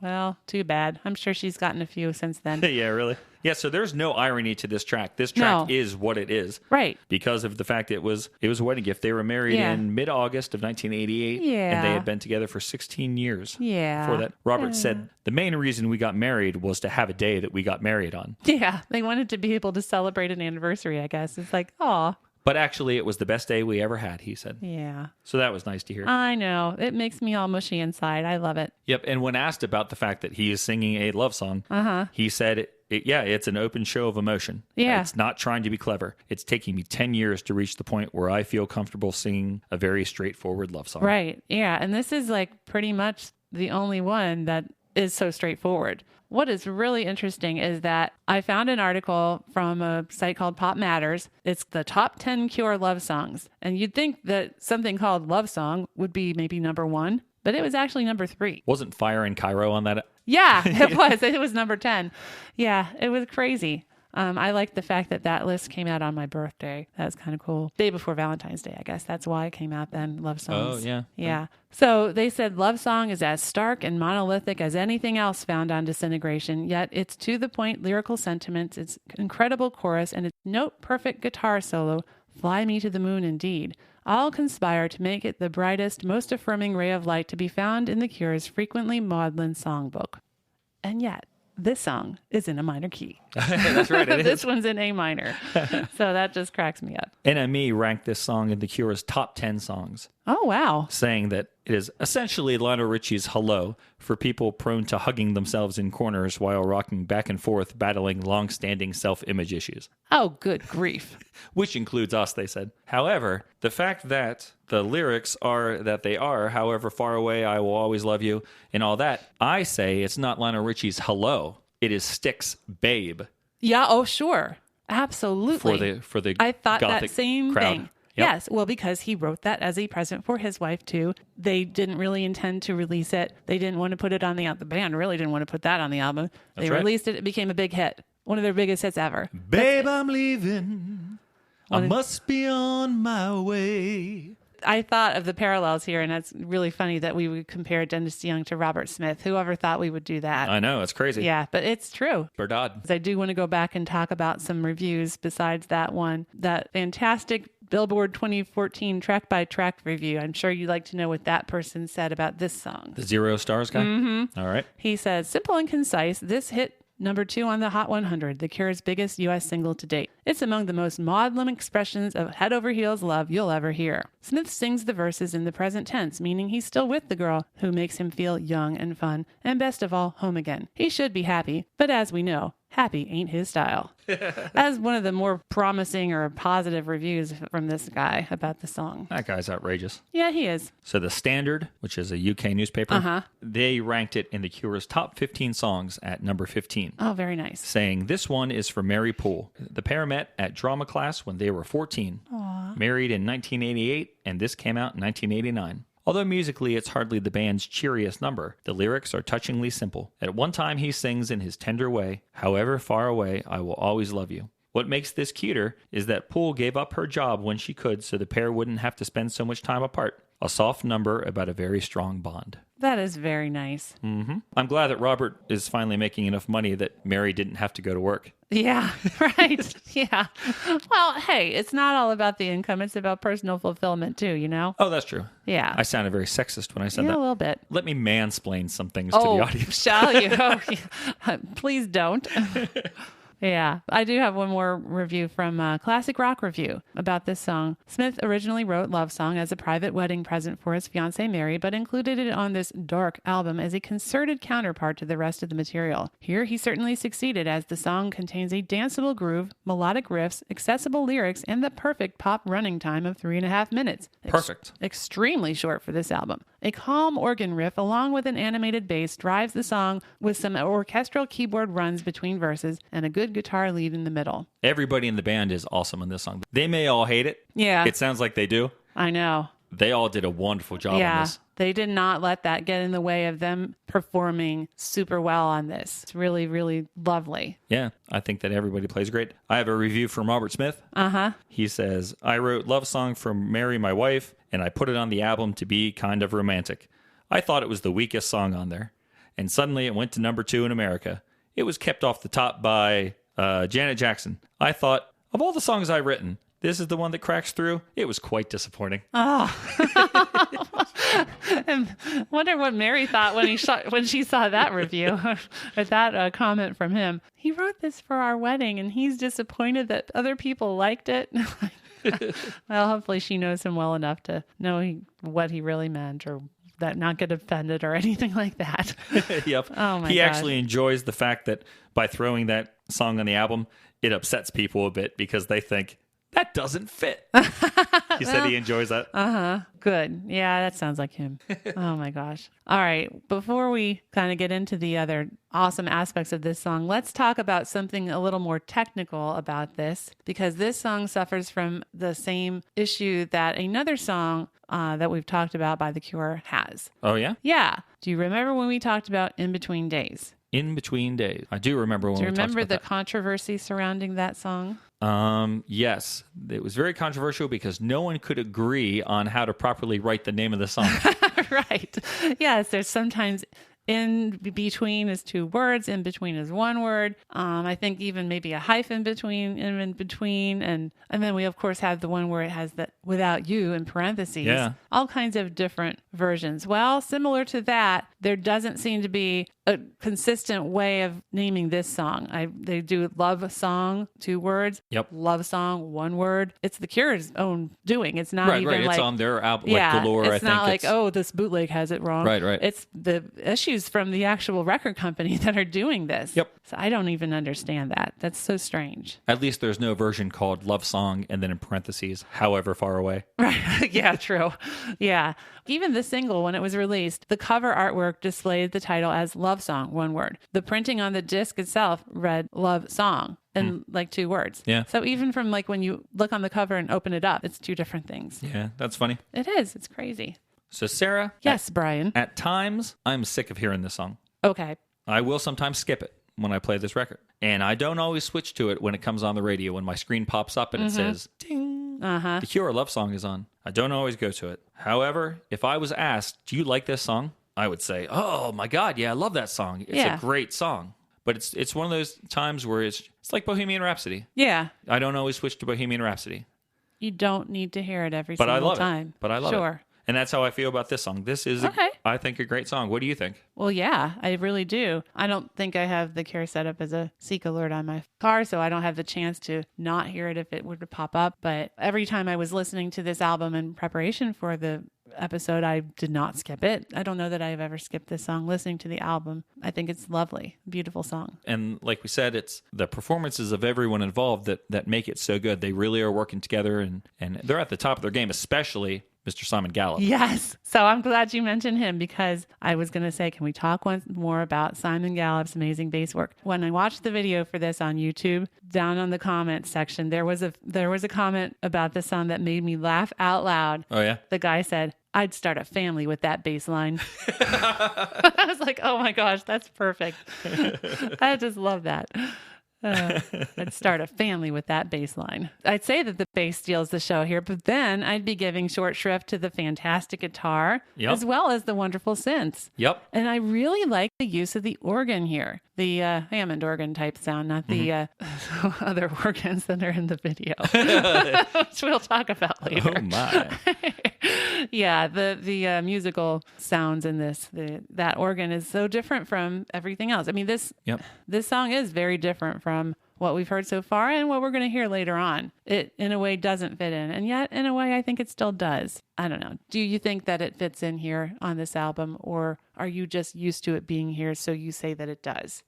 Good question. Okay. I'm kind of thinking maybe I'm more towards the second. I say it fits in because I'm used to it being here, but I think if we really looked at it objectively, it really doesn't. Yeah, I think you're right. If, something like Wild Mood Swings or Kiss Me, Kiss Me, Kiss Me, where it's all over the map, there's no problem like this. But with Disintegration, with its mission statement of trying to get that feeling across of dark, it probably doesn't really I'll fit. admit, I appreciate that it's here. It's a nice respite in the playlist when things, as the Excess Noise review states, were getting a bit too maudlin. I like that it's here. I think it is in a good spot in the album. But if you are trying to go for that whole overall feeling of melancholy, this ain't it. Right. I'm glad it's on the album, though. Oh, me too. Yeah. I don't know where else it would be, but I'm glad it's here. One thing I would like to say about listening to this song is the almost aside of him saying, "Fly me to the moon" at the end of that second verse. Right. I remember when I heard that and I'm like, I know what that is. I know what he's talking about there. He was referring to an old song. And I don't know how I knew it or when I would have heard it, but I knew that song and I knew the tune and I knew the words to that song. Do you know that song, Fly Me Frank to the Moon? Sinatra? Well, he's the one that made it most famous. The original version that was first made famous was by a woman named Kay Ballard back in 1954. I think she I was only know Frank's version. She was the first one to record it.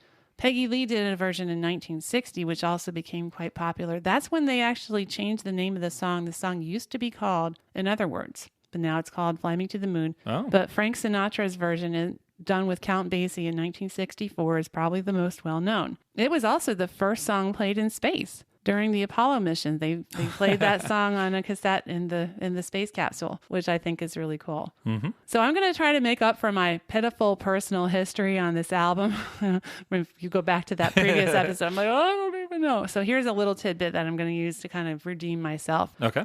Because I knew that song and because I knew when Robert Smith sang those words, I'm like, I know what he's talking about. I remember the rough time period when this album was out, that a re-release of Frank Sinatra's version singing Fly Me to the Moon was released. And because of the connection to the Cure song, I'm like, oh, I'm going to go buy that. So I bought the cassette single. I went to the Wizard Records store in town where I was going to school, and I bought that cassette single, and I still have it. But when I played it, it wasn't the version I knew. I don't know where I knew it, but I knew this wasn't it. They changed the time signature on the Frank Sinatra version. When it was originally out, it was a 3/4 time.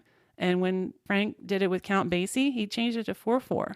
So it's got this more swing kind of feel to it. Yeah. I don't like that as much, to be honest. Was it re-released with a movie or something? I don't really know. I think he had an album come out, like a re-release. I try to understand what it was from. It's like a re-release of Standards or something. It came out in maybe around 1991. I got the cassettes out. I dug through our cassettes and I found it. I still have it. And it looks like it was from 1991. And then, interestingly, the B-side to the cassette single is called The Last Dance. Another song, well, almost the same title as on Disintegration. So I thought that was kind of cool. So I think that Robert probably referenced that song, Fly Me to the Moon, because Mary likes jazz music. That's why he wrote Love Cats originally. And then this idea is also brought up later in the song Gone from Wild Mood Swings, when at the very end he says, "It's got to be jazz. That's what she wants." Oh, right. And I know that they had, at their wedding, they had a jazz band or jazz standards or something that were being played. So I think that was kind of like a little inside note to her. Maybe that's one of her favorite songs. I don't know, but it's definitely a reference to her liking jazz music. Oh, okay. I never knew that. I did see somewhere, I forget exactly the details, but on the Kiss Me tour, in one of the songs, maybe Hot, Hot, Hot or Why Can't I Be You or something, in like extended guitar breaks or something, he would sing some of the words from Fly Me to the Moon. Oh, okay. I don't know if that's true, but I read it somewhere. Oh, interesting. Wow. Yeah, so there's another connection there. Well, that's cool. I didn't know that Mary was a big jazz fan. That's adds completely new meaning to that. It's got to be jazz. Yeah. Very, very neat. So this was a very popular song, and it's actually been redone quite a few times as well. The most popular remake of this would certainly be the one by the band 311, and it was in the movie 51st Dates, and that was released back in 2004. Their version of the song actually got to number 1 on the U.S. alternative rock chart. I saw that, yep. Yeah, but didn't do as well on the Hot 100, only got to 59. So The Cure did do better there. So hooray, hooray. And the other time this was used in a movie just recently was a couple years ago, and it was in the film Disobedience. And that was one with Rachel Weisz, I think. It was in that movie, and I saw a lot of comments from the video where people said that inclusion in the movie led them to that video to see it. And of course, the lovely Adele also did a version of this on her album 21. Yes. And I like that version. Okay. She's a Bond singer, so I have to support her. For sure. So that brings us up now, I think, to our little discussion here on the classic video. Yes. It takes place in a little fake cave. Yeah.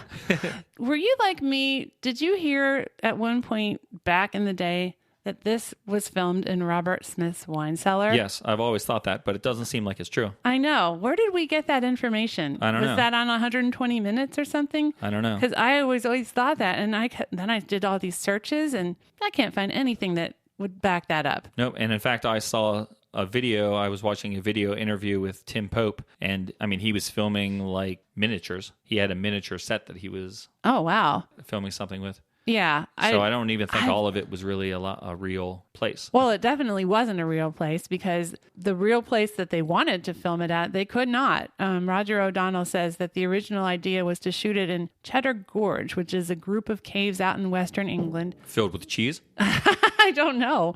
I'm not sure.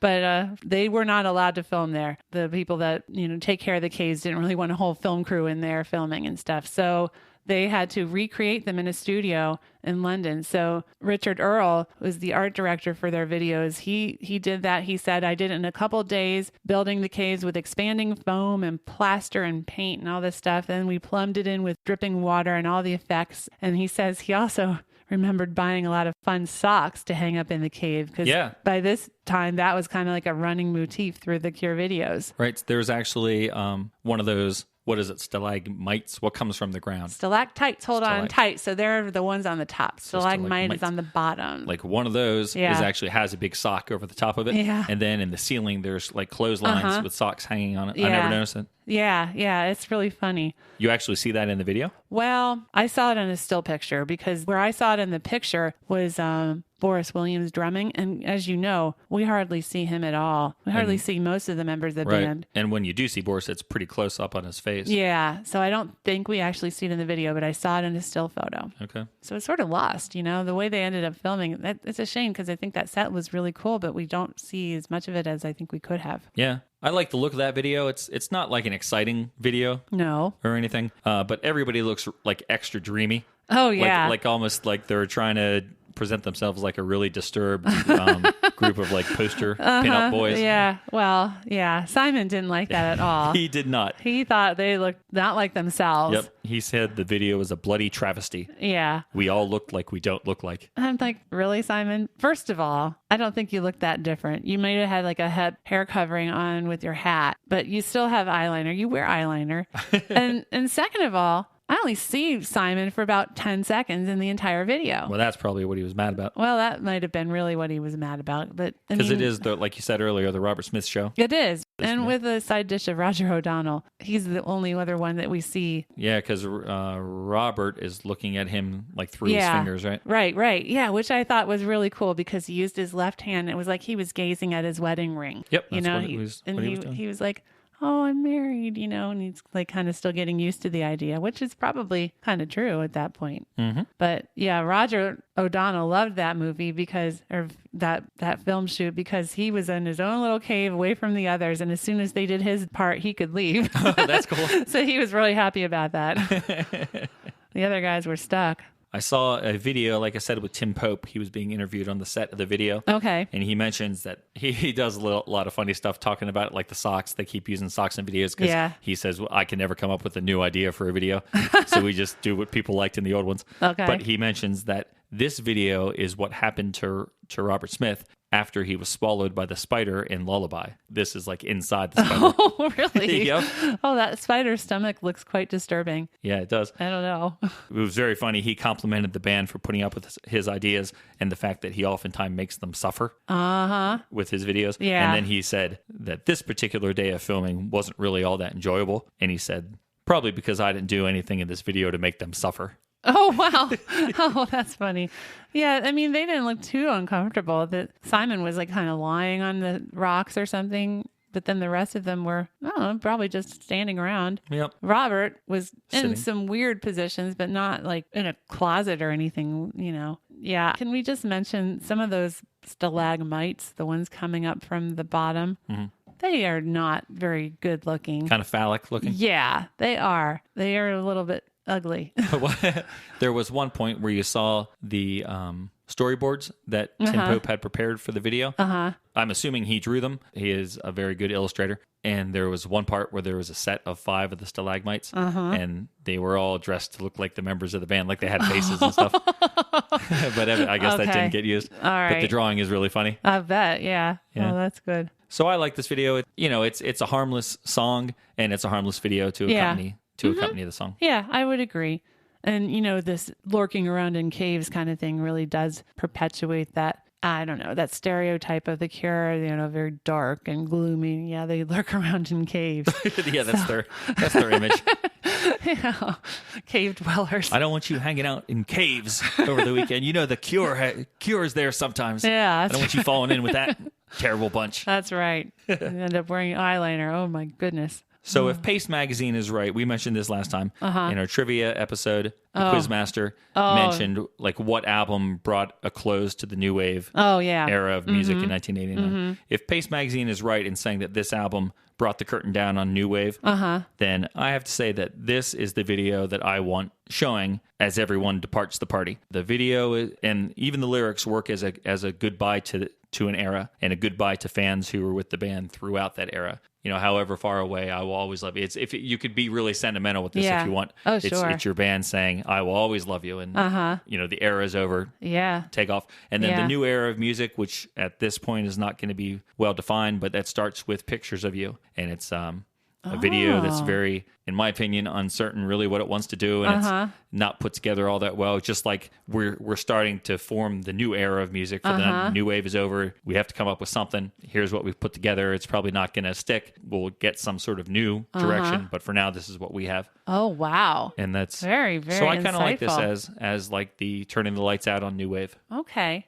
Wow. And then you're all left in the dark cave. Yep. That's right. Wow. I like that. That sounds like a good place to end the episode as well. It does sound like a good place. So we've given you 4 songs to think about and to go listen to as your homework assignment. That's right. Consider these a little bit if you haven't listened to this album for a while. And then feel free to comment on Facebook or on Twitter or call our voicemail. That's right, 724-490-8324. Always happy to hear from you. Yep, I'm hyping up that voicemail. You are. We're going to get a call in there one day. Okay. We've gotten a couple. I wouldn't mind a few more. Yeah, so, hey, we want to thank you for listening to this discussion of The Cure's Disintegration. We hope you enjoy it. I know that there are a couple people who said they'd see us in June. Yeah. So I guess The Cure isn't their thing. Okay. But for those of you that are listening, we hope you are enjoying this celebration of all things Robert Smith. Yes. I'm having a real good time listening to the music and reading about him. And me too. Yeah, this has been fun so far. I hope it's been as fun for you guys listening as it is for us to research and write and talk about it. That's right. Because there's more to come. There is. So we're going to do 4 more songs next time. We'll have some other tidbits of information. I think we're going to talk about the album cover, the design. And last time we were here, I said that even though Robert Smith often tells lies, I believed him that this album was going to be out in October. Next time when we get together, Sarah, I'm going to tell you guys why I now no longer believe that it's going to be out in October. No. I don't believe it. Oh, man. And I'll give you my reasons. Give you my reasons. We'll talk about it. Okay. All right. So thanks for tuning in, everybody. It's been a pleasure talking to you. Yep. See you next time.